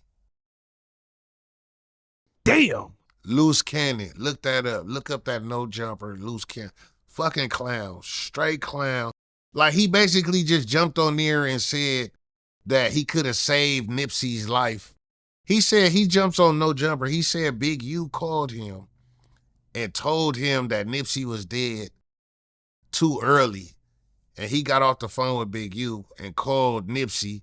And Nipsey answered the phone and he asked Nipsey, oh yeah, you good? Oh yeah, I'm straight. Oh, all right. And just got off the phone. He didn't even warn him, tell him that, oh, Big U called me and said you just got killed. I was like, none of that shit. So you basically just jumped on the internet and told people that you basically possibly could have saved Nipsey's life and gave him a heads up, but you didn't do it, bro. But that was your boy. Like just a complete clown. Worse than Keith D. I'm telling you, once you look into this shit, this nigga, he gonna start, it's gonna come up, it's gonna be a question on Vlad. After I said it first, shout out to Skull Gang. But yeah, he shitting on Keith D. Like once you really tune into that shit, Keith D shit gonna be, the next guest you interview, you gonna ask him about that shit. I guarantee. Crazy. I guarantee. Nah, I gotta go check that interview out. Yeah, that shit was crazy, bro. Like he breaking the internet with that shit, but he did it like I could tell his energy. They thought they was about to expose something and go, after the Cat Williams shit. So he thought he was gonna come out and expose everything. Bro, it just completely backfired. Everybody on your ass now. You're a complete dry snitch. You're a complete dry snitch, and you basically just told the whole culture that you could have saved Nipsey's life. You possibly could have saved Nipsey's life, and you didn't. You chose not to. Like, bro, you a whole clown. Like, you just fucked his whole self with that shit, bro. Worse than Keith D, though. I swear to God. Yeah, I mean, you talking worse than Keith D. Worse, bro. Watch when you tap in. You got to tune in and watch that shit. Do it for me, bro. Check it out for me. Just like, man, Boskoe told me about this shit. Let me check this. Fucking clown, but bro. Check it out after this. After we get up from this interview, I'm definitely checking that out. Straight clown, bro. Like, but you're a clown. Like, what dude from 6-0 gonna spell his name with an L-U? Like, bro, you from 6-0. Like, bro, you supposed to have the 2 O's and the S. Why the fuck would you spell your name L-U-C, Luce, L-U-C? Like, that's straight clown, bro. Like, I don't know. Like, bro, some niggas, they should have never gave some of you niggas a platform, bro. I'll say that. Some niggas didn't need a platform, bro. I mean, but that's half the problem with the internet right now is it's too many platforms and it's too readily available to everybody. Mm-hmm. Everybody got a voice. Mm-hmm. Everybody. And, people are taking advantage of their little platform, whether they got 30 followers or 30,000 followers. It don't matter. Yo Gotti, his older brother, Big Jook, got killed. Now, what makes this interesting is they literally got Big Jook, and this is a man, he's beloved in Memphis and in parts of Memphis, obviously. Mm-hmm. But he was right at a funeral right before he got killed. And, the internet did what the internet does. And, allegedly they're saying that this has to do with payback for Young Dolph's untimely murder. You know, it hurts me, and this is as real as I could put it. As an African American man, to again be reporting on violence within our community, it hurts me as a person who loves hip hop to again be reporting on violence within our culture. What is your thoughts on this whole thing? The streets talk, bro. Like the streets, like the media and the public only go so they gonna know so much. Like you guys are gonna know, you gonna know what we tell you, basically, or like what they tell us. But the streets and the persons involved, they really know what's going on out there. Like they got the deep, intricate details of the situation. You know what I mean? We only know as much as we know. So clearly in Memphis, shit is way deeper than what we know it is. Like, you know what I mean? This shit, they beef been going on for a while. And then you seen before, just to rewind a bit, you seen Black Youngster brother got shot, killed. Yep. Before, like, you know what I mean? So the streets of Memphis, they know more than what we know as the public. They know what's going on. So I just feel like, honestly, that shit just coming full circle, bro. It's coming full circle. The tables is turning, you know? Yeah, I mean, it's a crazy thing because Memphis ain't that big. Memphis is small. Small as shit. And, I've been out there. I've been to Memphis a few times. Yeah, Memphis is not that big. And the way they getting down there, like, them brothers is serious. So, if I'll put it this way. I just pray that it ends there. It's nothing we could do for Dolph. He's gone. It's nothing we can do for Big Jook. He's gone. I pray that it ends there. Because that city is just too damn, so you can't hide. You gonna bump into somebody somewhere, even if you ain't looking for them. Honestly, me personally, like just me being a former street dude, like, and if that was my people, for me, that shit wouldn't be over until we got Gotti. Like, that shit wouldn't be over. It ain't gonna be no, I don't see it being no end no time soon. Cause like, honestly, I wouldn't feel, me personally, I'm just saying if it was me and I was one of Dolph close boys or close people that was sliding for him, I wouldn't feel better until I had Gotti. Like, you know what I mean? Like, I don't care about, like, yeah, we got your brother, like, that's cool, but I need Gotti too. Like, so I don't feel like it's over.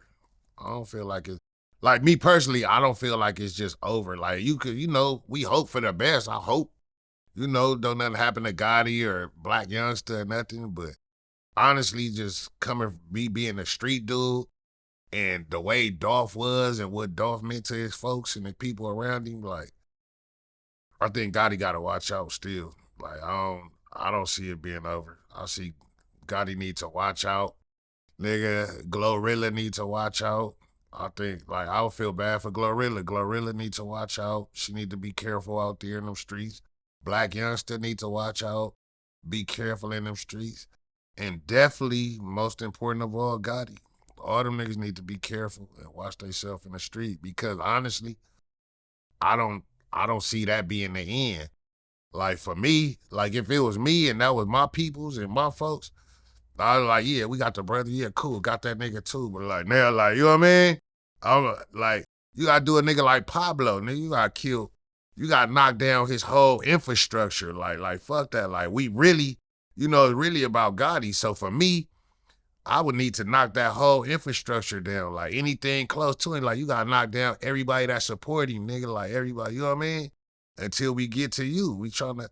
So Gotti kind of like, in a sense, to me, I'm just saying, like Gotti kind of like Pablo Escobar right now. You know what I mean? Like the wolves is on you, bro. Like, so you gotta be careful. And everybody closely connected to you need to be careful and feel the same way. They need to feel that imminent danger too, bro. And y'all need to move correctly, because if that was me and my folks, yeah. You know, you speaking true words, but I pray to God you're wrong. I mean, yeah. I really do. I pray to God because and I'm sure I speak for you and I speak for everybody who's listening I get no pleasure in every time we sit down together. We got to have one of these conversations. None at all. Like I get no pleasure out of this. You know, at the end of the day, these are still young black men who are leaving this place way too soon. Mm-hmm. And you said some strong words, and I'm sure this is the part of the interview that's going to go viral. This is the part of the interview that everybody's going to be locked into, not hearing the total context of what it is you said. They're going to pull that little sound bite out of it. You know, but truth of the matter is, man, I pray that it ends right here. I do, from my heart. I mean, I would hope so.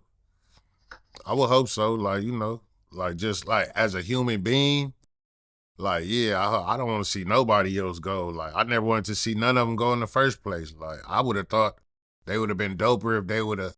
I thought that would have been dope if they would have squashed the beef and Dolph and Gotti would have, you know what I mean? That would have been better. But I'm just speaking from an honest point of view as a former street nigga that used to move like that, and like, you know what I mean? Like, me personally, for me, if I knew, like, if we was that deeply involved, it wouldn't be over yet though.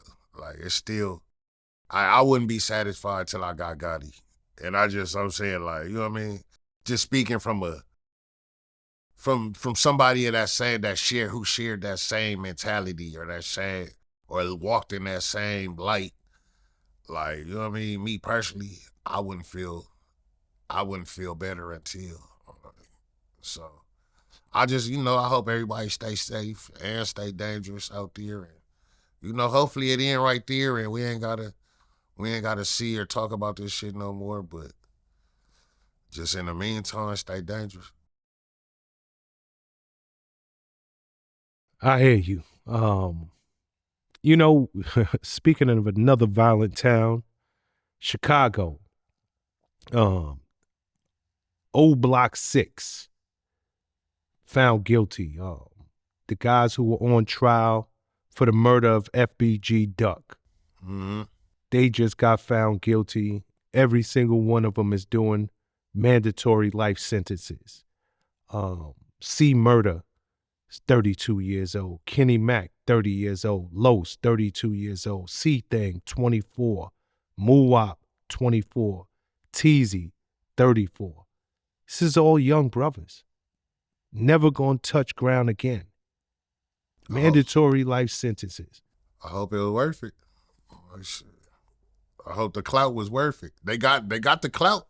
Whatever clout, they got all the clout. You know what I mean? You niggas got all the clout, so I hope the clout was worth it. You know what I mean? If you sitting in there and that clout was worth it to you, then so be it. But if the clout that you earn ain't worth it, and it's not, nigga, it's not no way I could see it being worth it to me it wouldn't be worth it. But if it's not worth it to you, all y'all gonna have a real long, hard time to sit and think about that shit, bro. Like, you know what I mean? Like, it's the clout, bro. Like, it's the clout. Clout is killing our culture, bro. Honestly, I think all clout is killing the culture, bro. I think if that would have been somebody else, that wouldn't even have happened like that. But it was for Duck, for who he was, and then the dudes behind O Block, the niggas that push buttons and make shit go behind O Block. I just feel like, yeah, bro, I hope that shit was worth it.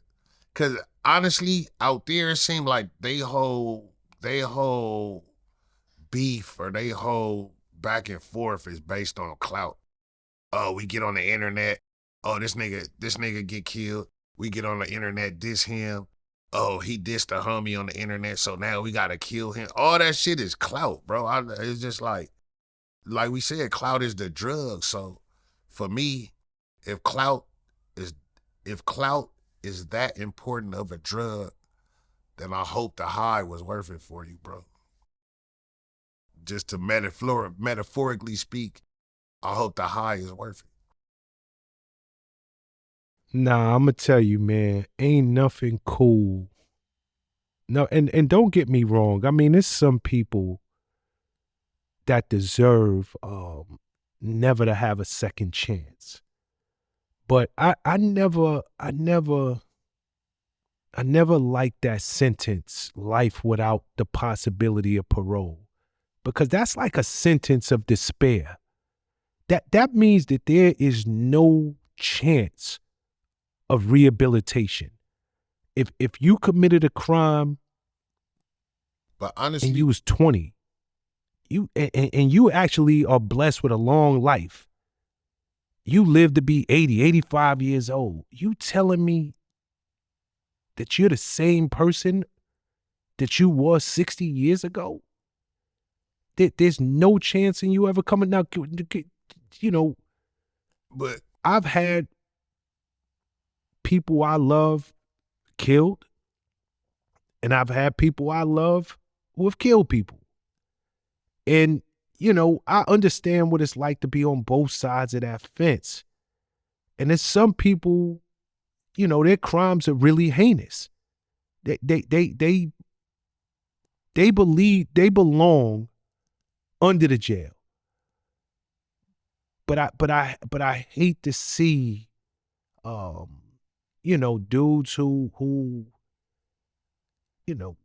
they do something and there's no second chance. It's just the end of the road for them. Now, granted, somebody's not here. We get it. Somebody's life ended. There's a family who a part of them is gone forever. But to think that it's just over, to answer your question, hell no, that clout wasn't worth it. I mean, yeah, it but wasn't. like, they taking that person's life, they don't got a chance to repent, or they don't got a chance to forgive. You know what I mean? They don't have a chance to tell you they're sorry, or like, you know what I mean? They don't have no chance, so why you should, you know what I mean? This is one thing I always learned in the street. I learned early, and it always was like a thing. Nigga, you know the job dangerous when you take it, nigga. When you take the job, that's a hard line right there. You know the job is dangerous when you take it, bro. So don't wait till shit goes all bad to try to go back and, like, once the decision is made, it's made. You know what I mean? So you have to look at shit around you and look at what's going on and look at the past tense and things that have happened. And you really got to sit and ask yourself, like, nigga, is this shit really worth it for me? And if it is, and you take that step and you go do what you do and you get caught or whatever happens, nigga, that's on you. I don't feel sorry no more. Like, honestly, I don't feel sorry. Like, it's like, nigga, you know the job was, that's one thing we always knew, the job dangerous, nigga. What's up? You want to go hit this lick? Nigga, you might get killed. Nigga, we go run up in this dope spot, rob this dope man. Nigga, you could get killed. Nigga, or we gonna pass. Either you gonna get killed or we gonna get killed, we gonna get some money, or you might go to jail. We know the outcome. You know what I mean? We know the outcome. So it's like, nigga, niggas that chose to make that decision and it went bad, nigga, that's on you, nigga. It is what it is, nigga. Chin up, chest out, nigga. Queen straight. Like, nigga, it ain't no, you know what I mean? No Real cry talk. about it now. I don't feel sorry for niggas like, nigga, you knew the job was dangerous. Like, now for only niggas I feel sorry for, niggas sitting in jail innocently for shit that they ain't did. Like, you know what I mean? Somebody that's really in jail and locked up for some shit that they ain't even do or somebody else did. But nigga, if it's some shit you did, and you know what I mean? Nigga, I don't feel sorry for you, nigga. Be a man, nigga. You chose that, nigga. You know what I mean? Chin up, chest out, Queen Street, nigga. It just is what it is, bro. Like, nigga. I mean, again, you coming from a perspective of a dude who lived that life, and that's a hard line. You knew the job was dangerous when you took it. You took it, bro. I would like to believe that human beings have the ability to evolve. It's some dudes who, like I said, belong under that prison. But it's some dudes, yes, they guilty, and it's nothing they can do about the circumstances. Somebody's left here. Somebody's life is ruined forever. It is what it is. I wouldn't cry about it. But over time, man, like I think there's a such thing as you know, you can change your life around, and you know, I maybe this is just the optimist in me.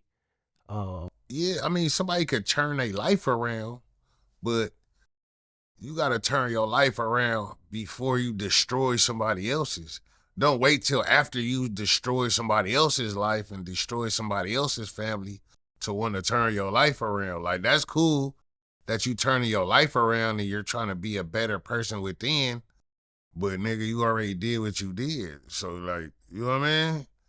It's like, nigga, they can't, cause the person you killed can't turn their life around. So if you did it so sloppily to where you had to go do it and you got caught up and now they got you on trial for it and they found you guilty, nigga, you gotta accept that as a man. To me, like, you know, of course a nigga gonna try to get out, like, but I don't wanna hear no nigga crying about that shit, bro. No stupid ass decision you made, like, cause nigga, it was your decision to make and you made it, nigga. So, you know, niggas don't wanna hear that shit. Niggas don't wanna hear that shit, bro. Like, nigga, you gotta live with that shit now. You did that, bro. Chin up, chest out. All right, switch topics here with me for a second. Tristan Thompson. Dude. This dude just got suspended for 25 games. What'd he do, though? Reportedly, he violated the NBA's anti-drug program. He got caught taking performance-enhancing drugs. Oh, wow. And from what I understand, it's not his first time. Internet went crazy. Said that this man, he's just a bad cheater. Like, whether he's cheating on the court or he's cheating on Khloe Kardashian, he just always get caught. Nigga, yo, bad. Nigga, like, I don't feel sorry for niggas like that. Like, bro, it's like, bro, yo, bad. You know what I mean? Like, obviously your money wasn't, you know what I mean? Your money wasn't as important to you as whatever, like, you know what I mean? Or maybe it was, but like, bro, like, nigga, you ain't never heard the term cheaters never win? Cheaters never win. Like, bro, cheaters never win, bro. Like, I don't feel sorry for that nigga. Like, bro, nigga, cheaters never win, nigga. You know, I'm trying to look it up now. Like, I don't even think this dude was averaging 10 points a game. Trash. Like, trash. I'm trying to figure out what was really happening with them performance drugs. He taking a performance drug. He need his money back.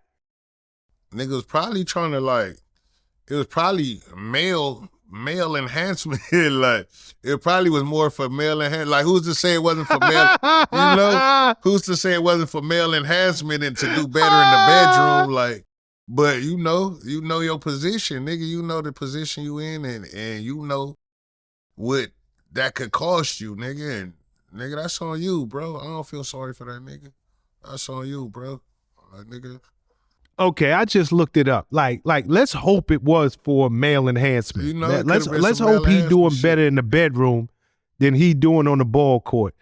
But this man is averaging 4 points a game. Trash. So see what I'm saying? He needs some enhancement. You needed some enhancement somewhere, nigga.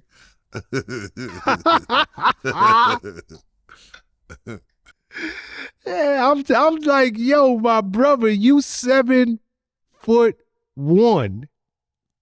First and foremost, by accident, you should be putting in more than 4 points a game. Bro, at Like, least like 6. just by accident. At least 6, bro. A dunk or something, little layup. Like, bro, you that tall and you 4 points a game? Trash, bro. Like, you know what I mean? Nigga, you should have been Yeah, but again, to your point, maybe it was male enhancement drugs and they got him on that, but it definitely wasn't having an effect on his skills on the ball court. Like, just say this. Like, bro, put it this way.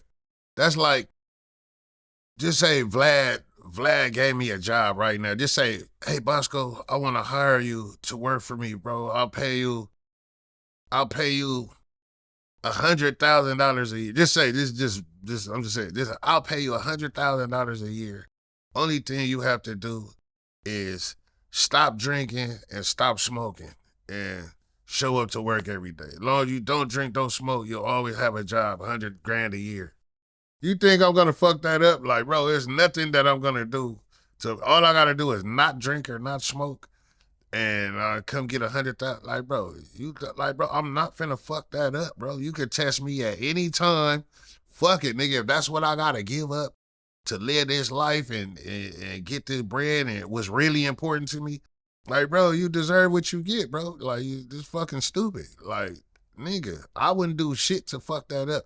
If somebody was paying me $100 million over, oh yeah, you come play for us over the next 6 years, I'll guarantee you $100 million. Bro, I'm not finna do nothing on this earth to fuck that up, bro. I'm not finna do, like, me personally, I'm not, like, and if I did, you can't, I wouldn't feel sorry for myself. Like, bro, if I'm like, bro, fuck that. Like, nigga, if I'm already in this position, I gotta work harder, I gotta practice hard, I gotta train hard. I'm not doing shit to fuck this up. Like, you can test me at any time. It's not, you know what I mean? It's just that's the way I think, and that's the way I move. So, like, a lot of these dudes, you niggas got the chance of 100 lifetimes. Like, not even the chance of a lifetime, the chance of 100 lifetimes, nigga. It's a small percentage of niggas that get that opportunity to get that kind of experience and make that kind of money. And, like, bro, and a lot of these dudes just fuck it off, bro. Honestly, they just, you niggas fuck your chances up. And it's like, me personally, I can't feel sorry for you, nigga. Like, you got a chance, nigga, I would have never messed up. Like, you know what I mean? It's like me now. Like, just being in the position that I am. I'm not making that kind of money or nothing, but I'm still in a position to make that kind of money. So you think I'm not living my everyday life carefully? Like, I know what I do in my everyday life on these streets, and when I'm at home, I think about all this shit because I know something I could do at home can affect my, you know what I mean? My business or my brand. Or, like, I think about that shit all the time. So you're not gonna catch Boskoe. Oh, Boskoe ain't gonna get caught going to see the transsexual. Like, oh yeah, Boskoe got caught in the car getting some head from a trans woman. Like, it's not gonna happen, bro. Like, you know what I mean? It's just, it's certain shit that it's not gonna, like, it's not gonna happen. Boskoe's not finna be at home abusing his girlfriend and beating his wife. And Boskoe's like, you know what I mean? Me and the life that I built for myself and the legacy that I'm building for myself is way more important to me, way too important to me to let anything, especially some shit like that I absolutely have control over. I'm not fucking that up, bro. It's just. Well, I mean, that's a good segue. You said you're not gonna be caught getting head from A trans tranny woman in the car. Like, nothing, like, you know what I mean? Like that Mr. C shit. None of that shit, like, none of that, anything that could destroy the brand that I built and what I've been working, the person who I've been working to become my whole life to this point. I'm not finna let anything that I can control personally destroy that. Nothing. There's nothing. It's no, if it's up to me and it's my decision to keep shit great and 100, it's gonna stay that. I'm gonna always make the 100 decision. I'm never gonna go the other way. It's all on you, bro. Okay. Stay with me for a minute. Dwight Howard, keeping it in the NBA and just segueing off of what you talking about. Mm-hmm. He just got sued by a gay man. I mean, you can't even make this stuff up, man. Like this is another 7-footer. Multi-millionaire dude with multiple children. What is your thoughts on him and all? You know, is it hit? I mean, he has an alternative lifestyle, Bro, allegedly. It's my thing. Like, bro, you got an alternative lifestyle. You niggas got so much money, bro. Like, you just got all this money. Y'all don't have, like, nobody wants to give you no ass. Like why does it always come down? Why does like, nobody don't want to give you no ass, bro? It's like, bro, if you like penis, it's like, bro, like, you couldn't give some, you couldn't, like, just saying, like, it's like, bro, if penis and butt is what you into, if that's what you into, bro, you can't find nobody in this world that willingly wants to give you something. Like, I was just like, why is it all these, why are you always, like, forcing yourself on somebody, or just, like, why is it all these, you know, I don't want to say the R word, like, why is it all these R word situations or these assault situations? Like, bro, all this money and influence you got, I'm sure, I'm more than positive.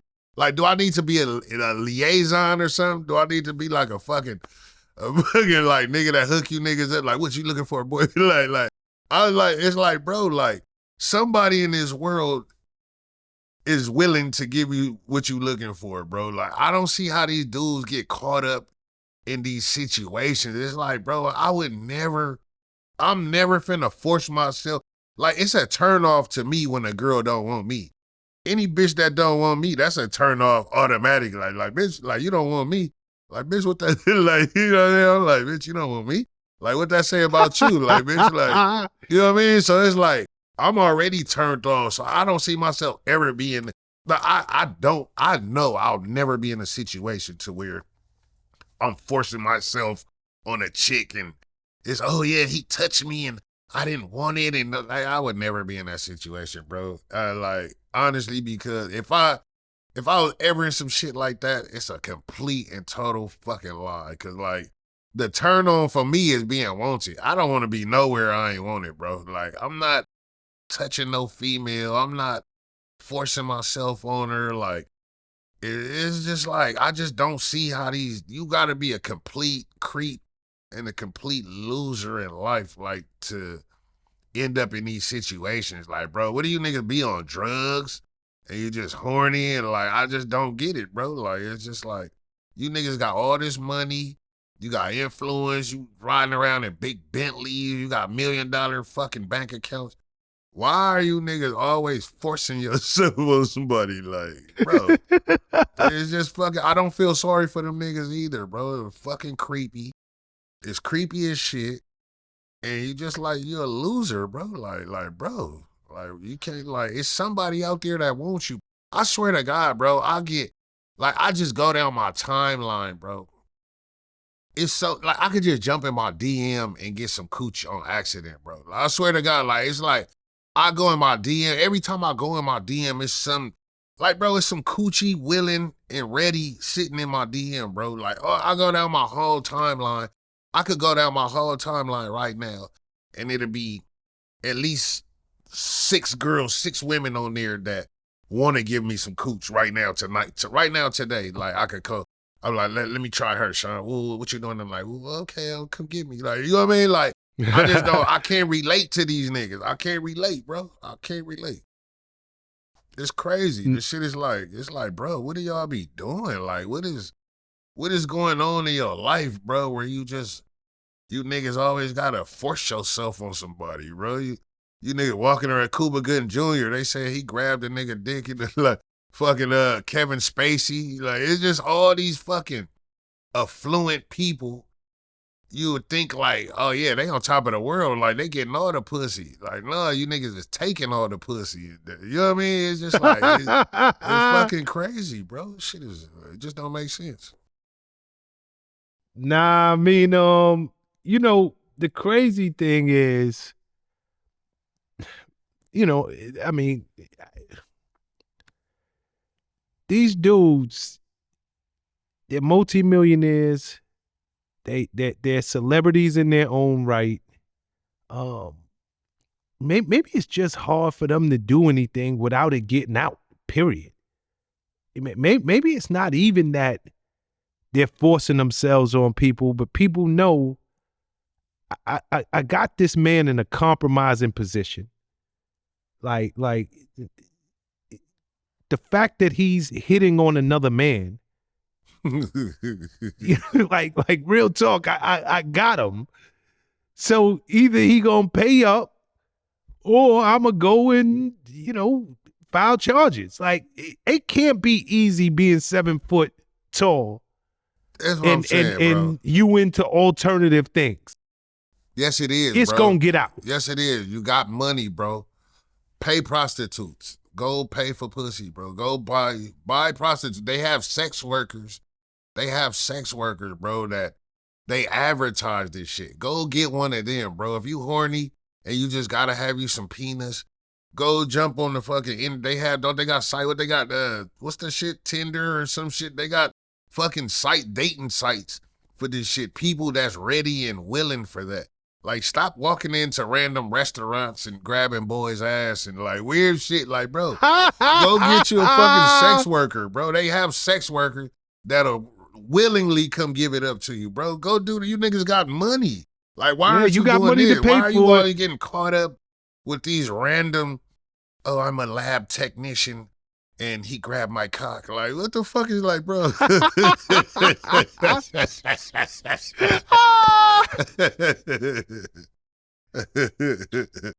Yeah, I'm a lab tech at a dental office and I went to the bar one night and D-Wade grabbed my cock. Like, what the fuck? Like, bro, like nigga, like, that shit is just crazy, bro. Go, if you that freaky, bro, go get you some sex workers, bro. Like, that's why I think they need to legalize prostitution, bro.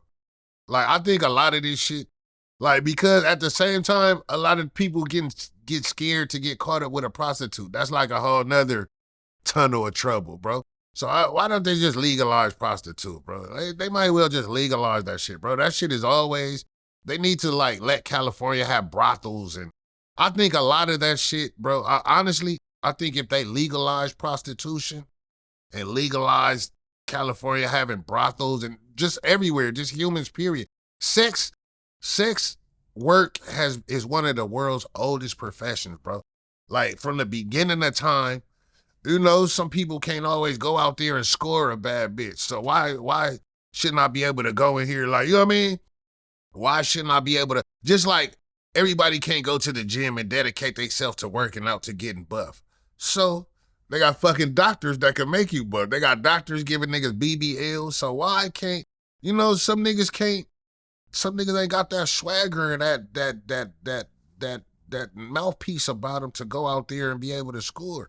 So why shouldn't prostitution be legal? Like, prostitution should be legal. I think if they legalize prostitution, I think a lot less of this shit will happen, honestly. I think so. You might be right. You 100% might be right. You know, truth be told, man, I don't know if it's money. It seems like every time people get in a like too much money, they just start. They get too they weird. Start getting curious. They get weird but honestly, I don't think these niggas be curious. I think they was already curious. You just got the money to actually play on these fantasies now. Like, you know what I mean? You niggas, it been in the back of your mind. Like, you know what I mean? You been wanting to go suck some cock. But like, you know what I mean? But now you got some money. Now you feel like, but you know you got some money and you got some affluence. Like, now you feel like you can just go do anything you want. You feel like you can just walk in Chick-fil-A and the dude behind the counter, like, got a great ass, and you feel like you can, hey, like,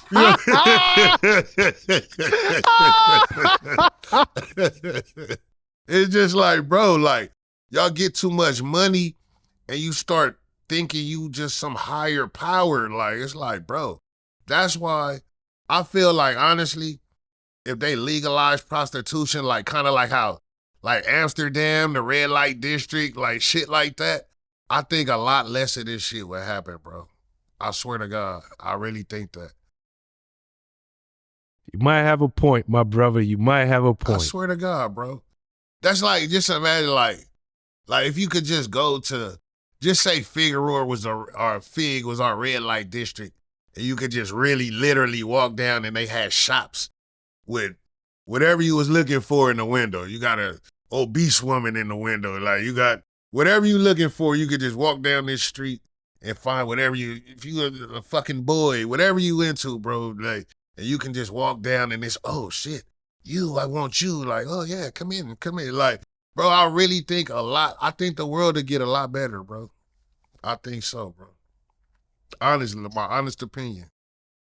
Nah, you raise a good point. You raise a damn good point. You know, they legalized marijuana. You think it got any better? No, people getting higher as fuck. Like, you know what I mean? People, it's like people getting higher shit now. But I mean, I think it got better because everybody ain't going to jail for no stupid ass weed no more. Like, you know what I mean? Mm-hmm. So yeah, I know it got better. I see it get, cause we used to go to jail for a sack of, I remember it was a point in time, like, I'm getting arrested, I'm going to jail. Oh, he got a sack of weed on him. Oh yeah, put your hands behind your back. Like, you know what I mean? So, like, the fact is, shit got way better. Like, now the jails aren't so crowded because you ain't got a bunch of people over in there over stupid ass marijuana charges. Like, I think it did a lot better. I mean, and that just proves your point. That just proves they might as well legalize it. All right, yo, I'm sure by now you and the 60 million other people that watch this interview, everybody is aware of Cat Williams and the way he Cat Williams, if there was something on his mind, if it was something on his heart, if it was something on his chest, he got it off in one interview. He spoke the real. He spoke the real. I think a lot of people need to do that. Like, me personally, that always been my whole approach. Just be honest. Like, when the interviewer asked the questions, like, a lot of people like, man, you just know how to talk. And like, I was like, you know what? Honestly, I just learned to get comfortable and not be nervous and just answer the question. When you're being honest, you don't have to search for an answer. You don't have to search for the right answer. It is what it is. Like, you ask me a question, that's why our chemistry, you ask me a question, I give you my honest answer. I'm not searching for an answer. I might have to search for the right way to say it, but I don't have to search for the answer. Like, you know what I mean? This is my real answer. When you ask me a question, it is what it is. When I just feel like they had a great interview, like that nigga Shay Shay. I don't know what grown ass man call himself Shay Shay, but whatever, that's neither here nor there. But like that's neither here nor there. But I think Shay Shay just asked the right questions, and you know what I mean? Like that's how I feel like a lot of interviews. Like, it's a lot of interviews I'll go to and I'll do interviews and I'll be like, oh, that shit was whack. He didn't ask me nothing good. Like, he didn't ask me no good questions. Like, you know what I mean? So if you as an interviewer, if you not asking the right questions, you're not going to get any good answers out of me because you're not inspiring. It takes a great question to inspire a great answer. You know what I mean? To inspire a great response. So if you're not asking me nothing great or nothing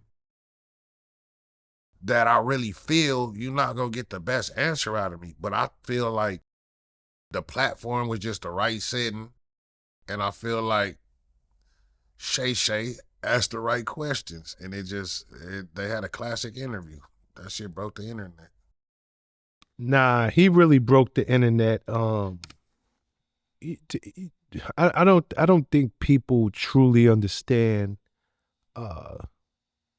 how impactful an interview gotta be to be sitting over 60 million views. That shit was a lot. Vlad been doing this for 15 years straight. I don't think he got one interview that's 50, 60 mil. And he done sat down with everybody. But see, it was the questions though. You gotta think this Cat Williams, and then he broke.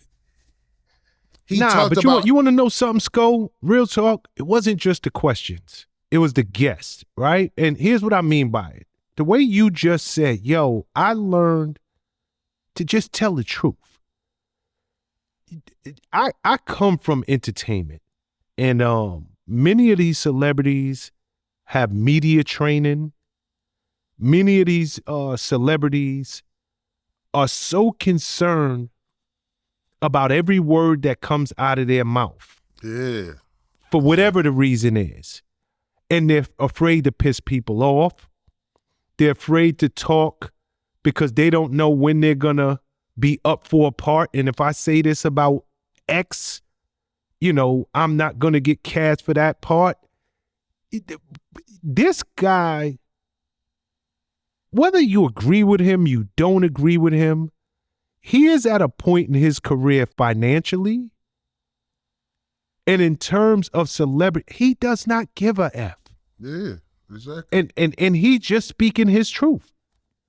And that's why it came off so, that's why it was so genuine, so pure, and it was so, that's why it's so viral. And then it was the people that he was talking about. Like everybody that he spoke on is big in their own right. They're huge entertainers in their own right, or whatever way you want to say it, they're huge. So, and then he's huge. So when you have someone huge exposing other huge people, the world is tapped in because you got, you know what I mean? You got 10 million people that's tapped into everything that's being said about Steve Harvey. Then you got 20 million people that's tapped into everything being said about Kevin Hart. And, you know what I mean? Everybody has their own fan base, and everybody that he spoke on is huge. So, of course, they all gonna tap in. Like, you know what I mean? Everybody want to hear that shit because we're all tuned in to these people. And, you know, the people love, the internet is Rome. Like, you know, this shit is Rome. We looking for the gladiator. We want to see gladiator shit. Like, you know what I mean? So, I just felt like Cat Williams came into that interview and chose violence. Like, you know what I mean? He chose to be a gladiator. Like, you know what I mean? And the people appreciated that shit. Cause like, if you look at a lot of these other interviews, they not really, it's kind of all the same shit. Like, it's kind of like, you know what I mean? That was like the first genuine, sincere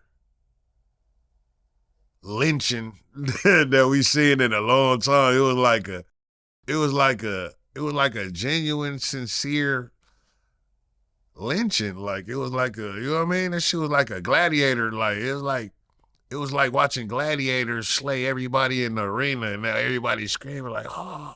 And now everybody's waiting to see what, you know what I mean, what everybody else is gonna come back and say. And like, you know, I just feel like it was just it was great for the moment because it wasn't really anything else worth talking about to me. Like, at the time, like, I was getting tired of the internet. I get tired of looking at shit and tired of hearing about certain shit. And I just feel like he was right on time with that shit. Like, cause there's a lot of shit that you hear and, you know, it was just, that shit was classic, bro. Like, it's a classic, bro. It was classic. I don't think I ever watched a Cat Williams interview before. Honestly, like, I've always watched his comedy specials and all that, but I don't think I've ever truly sat down and watched a Cat Williams interview. So for that being my first, like, I think that shit was classic, bro. Fucking classic. Nah, I mean, everybody came out and they responded. And to the point I was making earlier, these people are media trained, so they pick and choose their moments. There are things said about, I don't know, Kevin Hart said the entertainer, Steve Harvey, and so many of the others that he spoke about, and they just let it roll off their sleeve. Like, yo, I'm not even going to respond to that. That's part of the game. He actually got a reaction from everybody. But it's one in particular I want to talk about. The GOAT, Dave Chappelle. Dave Chappelle was like, yo, what part of the game is this? He only eated niggas. He didn't say nothing about none of these white boys. He only talked about black people, black comedians. Do you think Dave got some relevance, or? So what? Because he's not going through the same shit with the white comedians that we going through. I don't get the same response from white comedians that I'm getting with the black. We're not going through this with the white comedians. I'm going through this with my people and my black comedians. That's why it don't matter. It don't matter. He's not intertwined with them like that. He's not entangled with the white comedians like that. You seeing he gave props to, but they haven't affected his career in any kind of way. He's speaking on what's immediately affected his life and his career. You know what I mean? It ain't got nothing to do with, it's not a black, they always want to try to make some shit. Oh, it's a black, now you want to try to make it a black or white thing because he slayed everybody. No, but this is who I'm going through. I got like me right now, like I don't too much got to say about too many white people. I don't have too much, like you never hear me bag on them really too much too often because it's all my people that are doing. I'm not paying attention to them like that. I'm watching I'm involved. This is my culture. This is what I'm paying attention to. These are the people that I'm directly dealing with. And you're the people that I'm having all the bullshit with and the people that I go through the much. You know what I mean? It's just like why, what the fuck does white or black have anything to do with my experience? Like, I didn't have this experience from the white comedians, so I don't have to talk about them. They don't got nothing to do with this conversation. So when you ask them questions, it's about what we're going through. Like, quit trying to involve everybody else. Like, oh, what would have been up with the whites and the Asians? So what? We're not talking about them. I'm talking about these people. All right, just say that shit for another interview. If you want to hear some shit about what I went through on the white side, say that shit for another interview. I'm talking about these people that are directly, that I deal with, have dealt with, and have directly affected my life or my career in some kind of way. That's what matters to me. I don't give a fuck about this black or white shit. Like, what did that got anything to do with it? That's real. Before I switch topics, I want to get your thoughts on this. He definitely had a lot to say about Kevin Hart. And it just so happens that he chose, out of all of the comedians in the world, he chose Kevin Hart's ex-wife to open up for him on his current tour. Because this is entertainment. That's going to be big. Why not? Kevin Hart, one of the fucking biggest comedians in the world. He's on top right now. I'm beefing with him. That's a fucking chess move. Why not? That's straight chess. Can't put it no realer than that. You know what I mean? This shit chess, not checkers, nigga. This shit straight chess move. That was a cold play. That's like fucking 50 Cent going to get Rick Ross's baby mama and buy her a fur and all. Like, you know what I mean? That's just chess. That's chess with this shit. Like, bro, if we enemies, nigga. So yeah, I'm not playing checkers, nigga. This shit is chess, nigga. That was a knight to King 4, nigga. That was like, you know what I mean? That shit was a chess move, nigga. Mm-mm. Nah, you can't put it no realer than that. And at the end of the day, Kevin Hart's ex-wife, Torre, she spoke out. And she's like, yo, I've been knowing this man for 20 years. His beef or anything that he said about Kevin, that's between them. I got a job to do. I'm a comedian. Yeah, This she trying to get paid. right here is a major opportunity. I've been doing the chitlin circuit and scratching and clawing and trying to get my weight up for the last 15 years. You damn right I'm going on this tour. Exactly, nigga. Shit. I'm finna like, bro, you think I'm finna like turn it down because y'all niggas having y'all personal problems? Like, nigga, fuck no. That's just the way it is, like, you know. Yo, but real talk, Kevin need to put her on tour. He need to put her on one of his tours. Why you didn't? Like, that's what I'm saying. Why and that's real. Like I'm gonna do some research. I wonder. You know, I'm assuming that Kevin is still paying some child support, alimony payments or something. Just put her on your tour. Nigga, why would you? Like, you know what I mean? If I never even knew that his ex-wife was a comedian, and I never knew anything about her. Shit, I never knew. This is all a surprise to me. But it's like, nigga, why you didn't put her on tour? And then, like, I ain't gonna lie, like Kevin Hart is a Mitch. Like, he's a real Mitch, bro. He's a Mitch, like, you know, remember the, what was that? The Real Husbands of Hollywood? The Husbands of Hollywood? Yep. Remember he's like Mitch? He's a Mitch. You're a man bitch. Yeah. You're a male bitch. Kevin Hart is a Kevin Hart is a I didn't bitch, follow bro. you at first, but I'm crystal clear now. Kevin because Hart I never watched that show. He's a Mitch, bro. He's like male bitch. Like, you like a man bitch. Like, bro, you're a comedian. He's a comedian, and he bag on other people or take shots, or nigga, you bagged on Jamie Foxx when, you know what I mean? It's like they can always dish out the jokes, but they can't never take any. Just like when he got caught up with his cheating shit, which he just got caught up again cheating and shit. But Michael Blackson had some jokes. You know, he made a few jokes, and then it was all, man, I'm your guy. And then, like, he just act like a little bitch, bro. Like, anytime, like, you can always dish the jokes out. You can bag on everybody, but soon as somebody joke on you, or, oh, I'm gonna sue. And, oh, yeah, man, why you wanna, I'm your guy. Yeah, you're his guy. You can't take a joke. Like, bro, Kevin Hart act like a little bitch to me, bro. I ain't gonna lie. He's a Mitch. Yo, you just caught me off guard. Kevin Hart got caught cheating again? Yeah. You didn't hear they just exposed him again, like on some cheaters. Yeah. Hell yeah. I think he went on that whole I love you apology. After that shit, he caught up his fucking, like, his ex-assistant. His ex-assistant exposing him right now.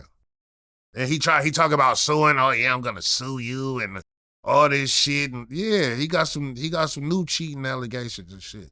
Yeah, he do. Damn. Okay. I'm not even gonna touch that.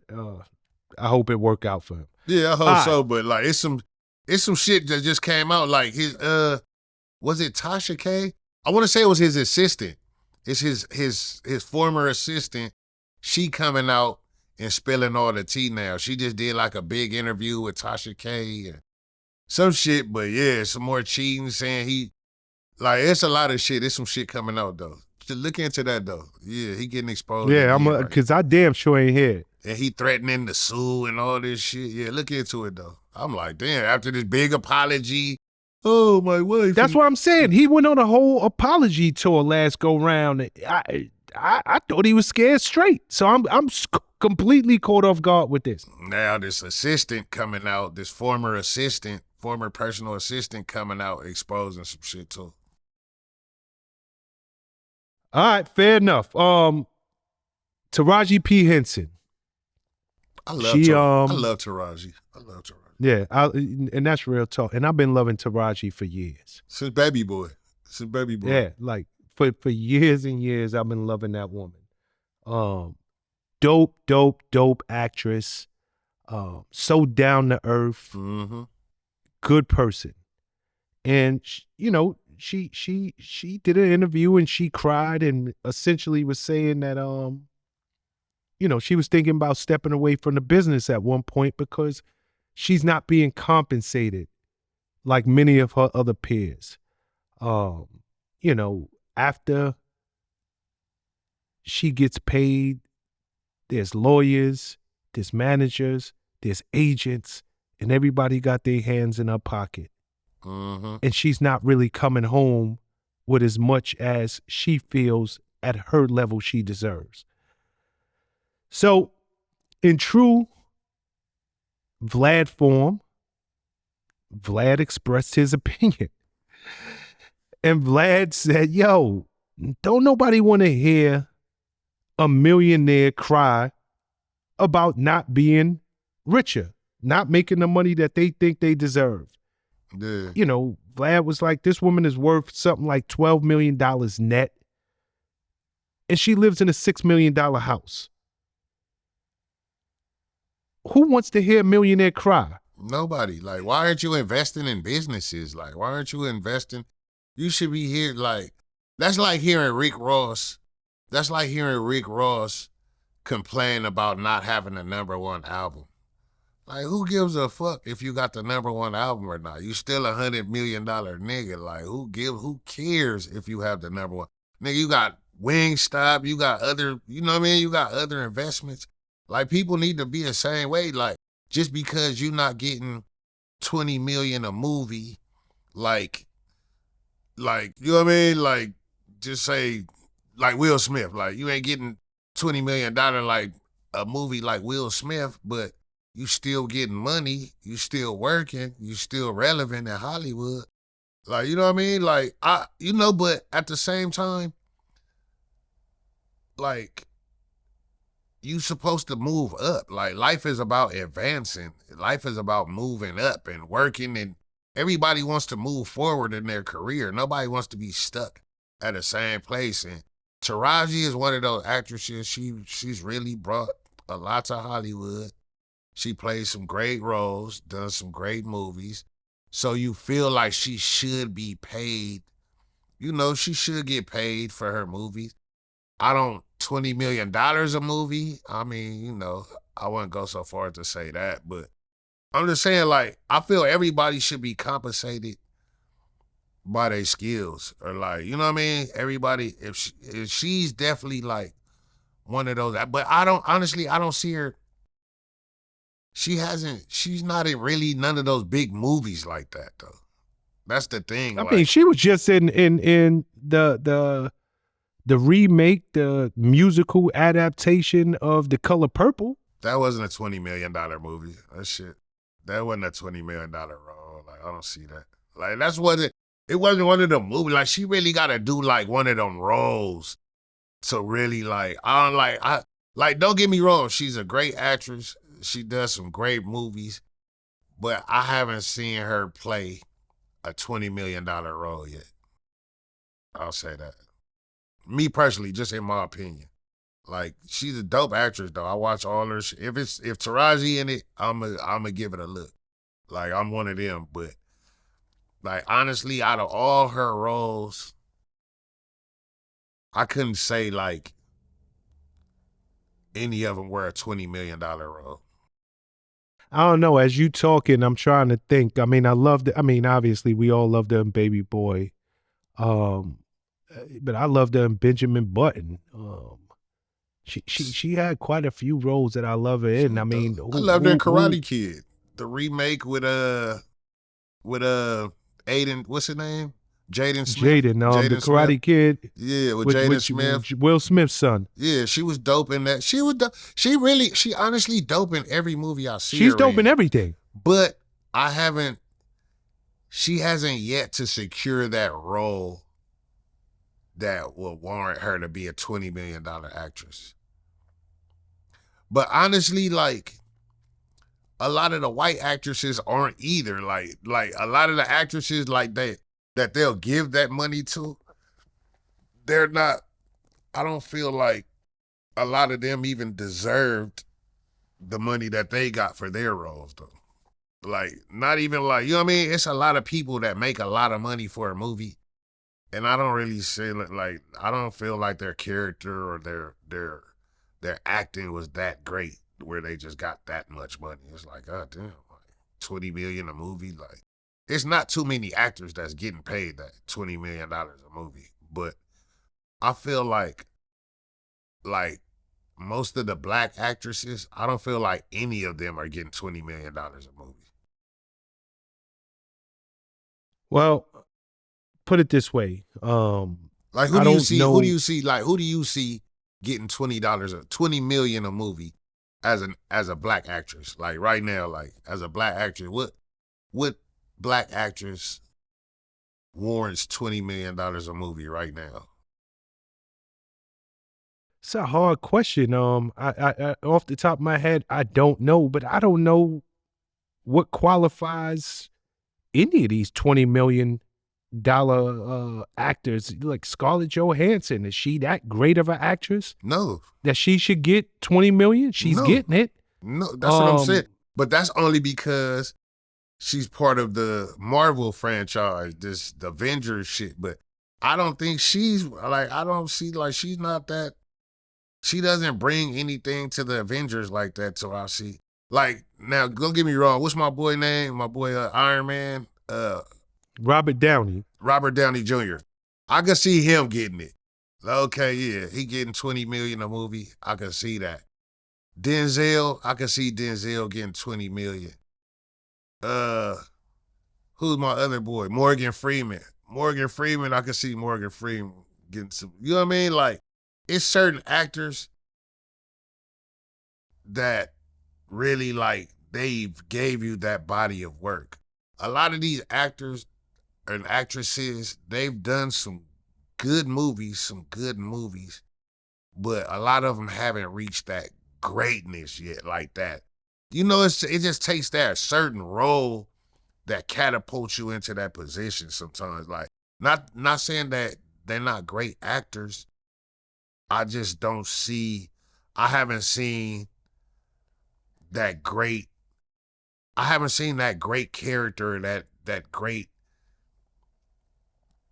movie yet to where I can say like anybody is really worth that. Especially like nowadays, like nobody's worth that movie. Like nobody worth that kind of money nowadays. Yeah, I don't know. I mean, I guess it's about putting butts in seats.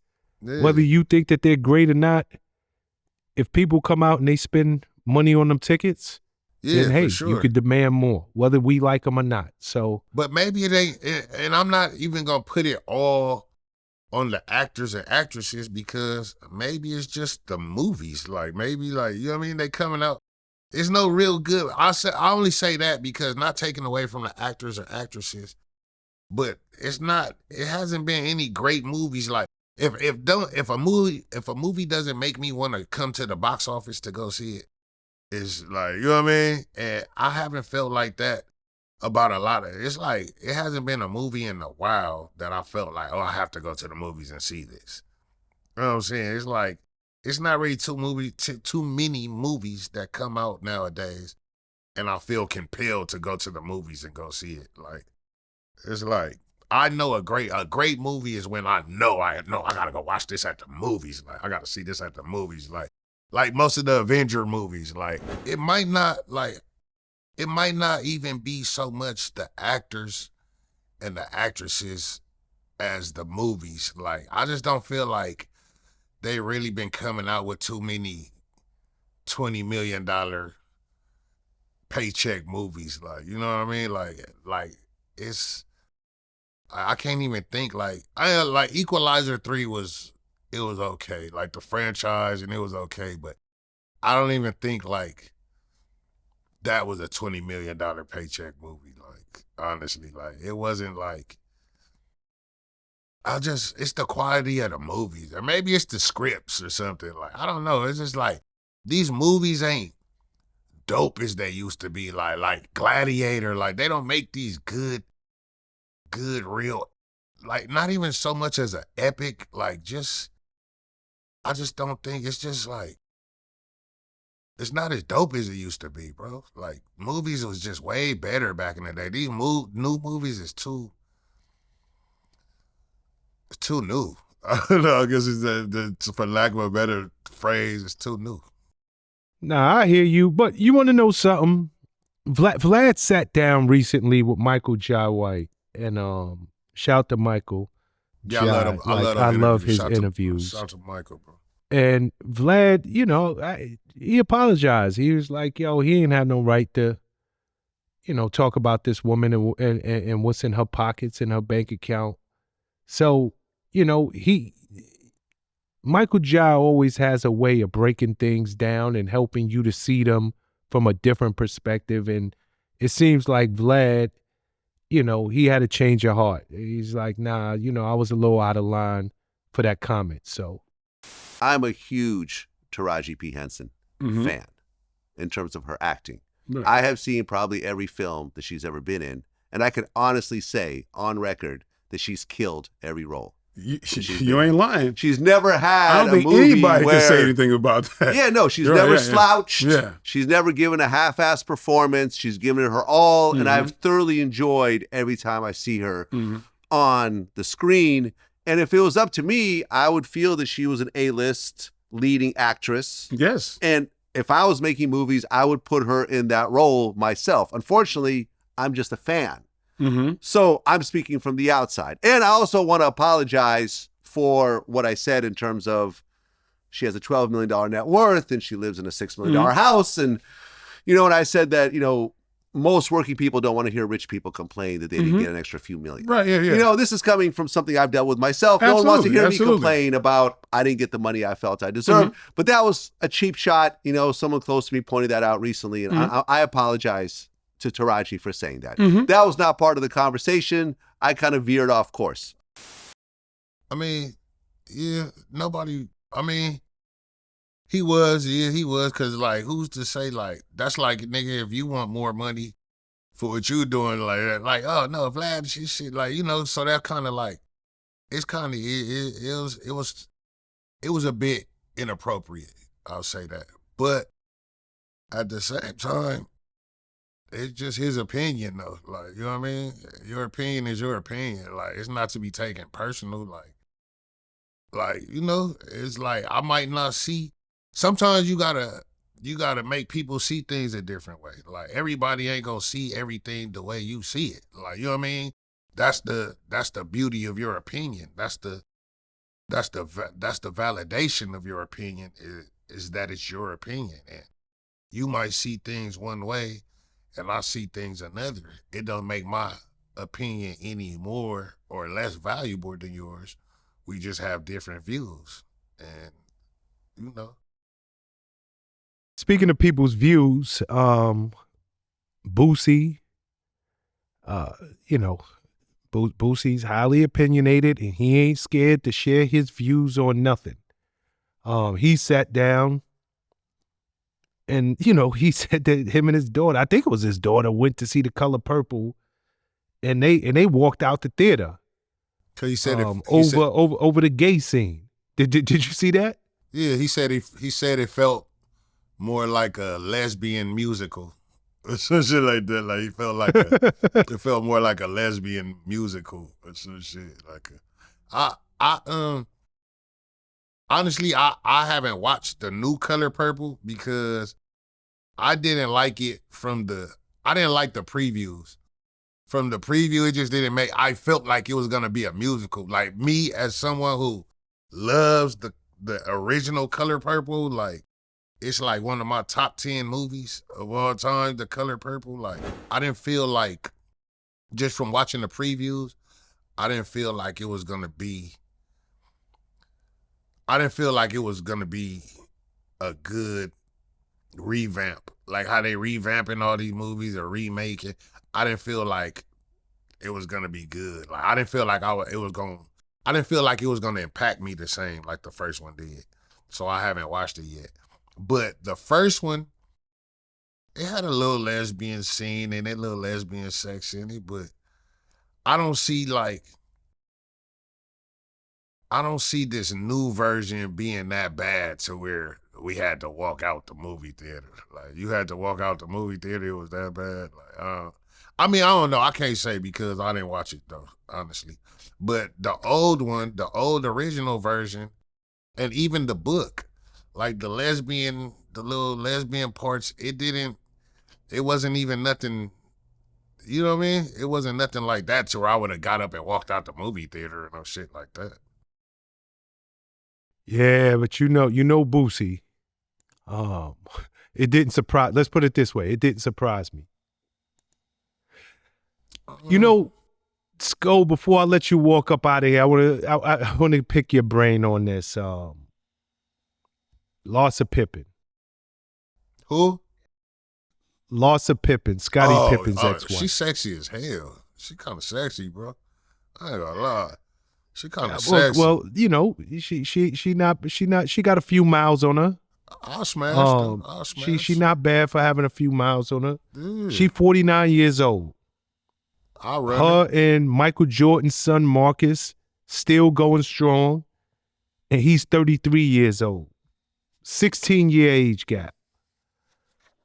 Larsa said she froze her eggs for future plans with Marcus Jordan. So it's clearly they're talking about having a family. I think she got 4 kids that are pretty much grown now with Scottie. I guess if you are planning to make a life with a man who's 16 years younger than you, then having kids has got to be in the conversation. Do you think this is real love? Or is this woman just a professional? She knows exactly what she's doing, and she's trying to secure her future and secure the bag. I mean, I think she definitely got I think she has a tax bracket. She definitely has a tax bracket that she stick to. But who's to say that she's not in love, or she don't love him, or he, who's to say that? How can you say, all of these, it's just, she used to a certain type of thing. So certain women gon' only mess with a certain type of dude. I know dudes that only mess with a certain type of female. And it's the same way. So it's no different than fucking Al Pacino just having a baby by a fucking 28-year-old. He 80-something years old, and he just had a baby. And his homeboy Robert De Niro. That's what I'm saying. Just had a kid at 80-something years old. It ain't nothing wrong when they do it, so what do it matter? You know what I mean? It's bro, age ain't nothing but a number, like Aaliyah said, bro. You know what I mean? Aaliyah said it years ago. Age ain't nothing but a number, bro. So beauty is in the eyes of the beholder, bro. So if this young dude looking at you and he thinks you're beautiful and he's into you, what's wrong with that? Ain't nothing wrong with it. Age is just a number, bro. That go back to that, oh, you're too old to make an album. You too old to come out with an album shit. It's bro, who's to say that? Who are you to say that? You know what I mean? Who am I to say if she loves him or not? Whether, I don't know. Shit, do I know, does Steph Curry wife love him? We don't know. You know what I mean? It's just you got a whole Housewives of Potomac, Housewives of Atlanta, Housewives of whatever. Do they really love them? Or do we think they're opportunistic bitches just trying to get the check? Do we you know what I mean? So I don't want to single her out and say that she don't love who she love, or, you know what I mean? It's not a real situation. Who are we to say? We'll leave it right there. Sko, as always, I love sitting down with you. This is our first one of the new year. We definitely, we gonna do this again. You already know that. Definitely. But I appreciate, as always, you keeping it 100% honest,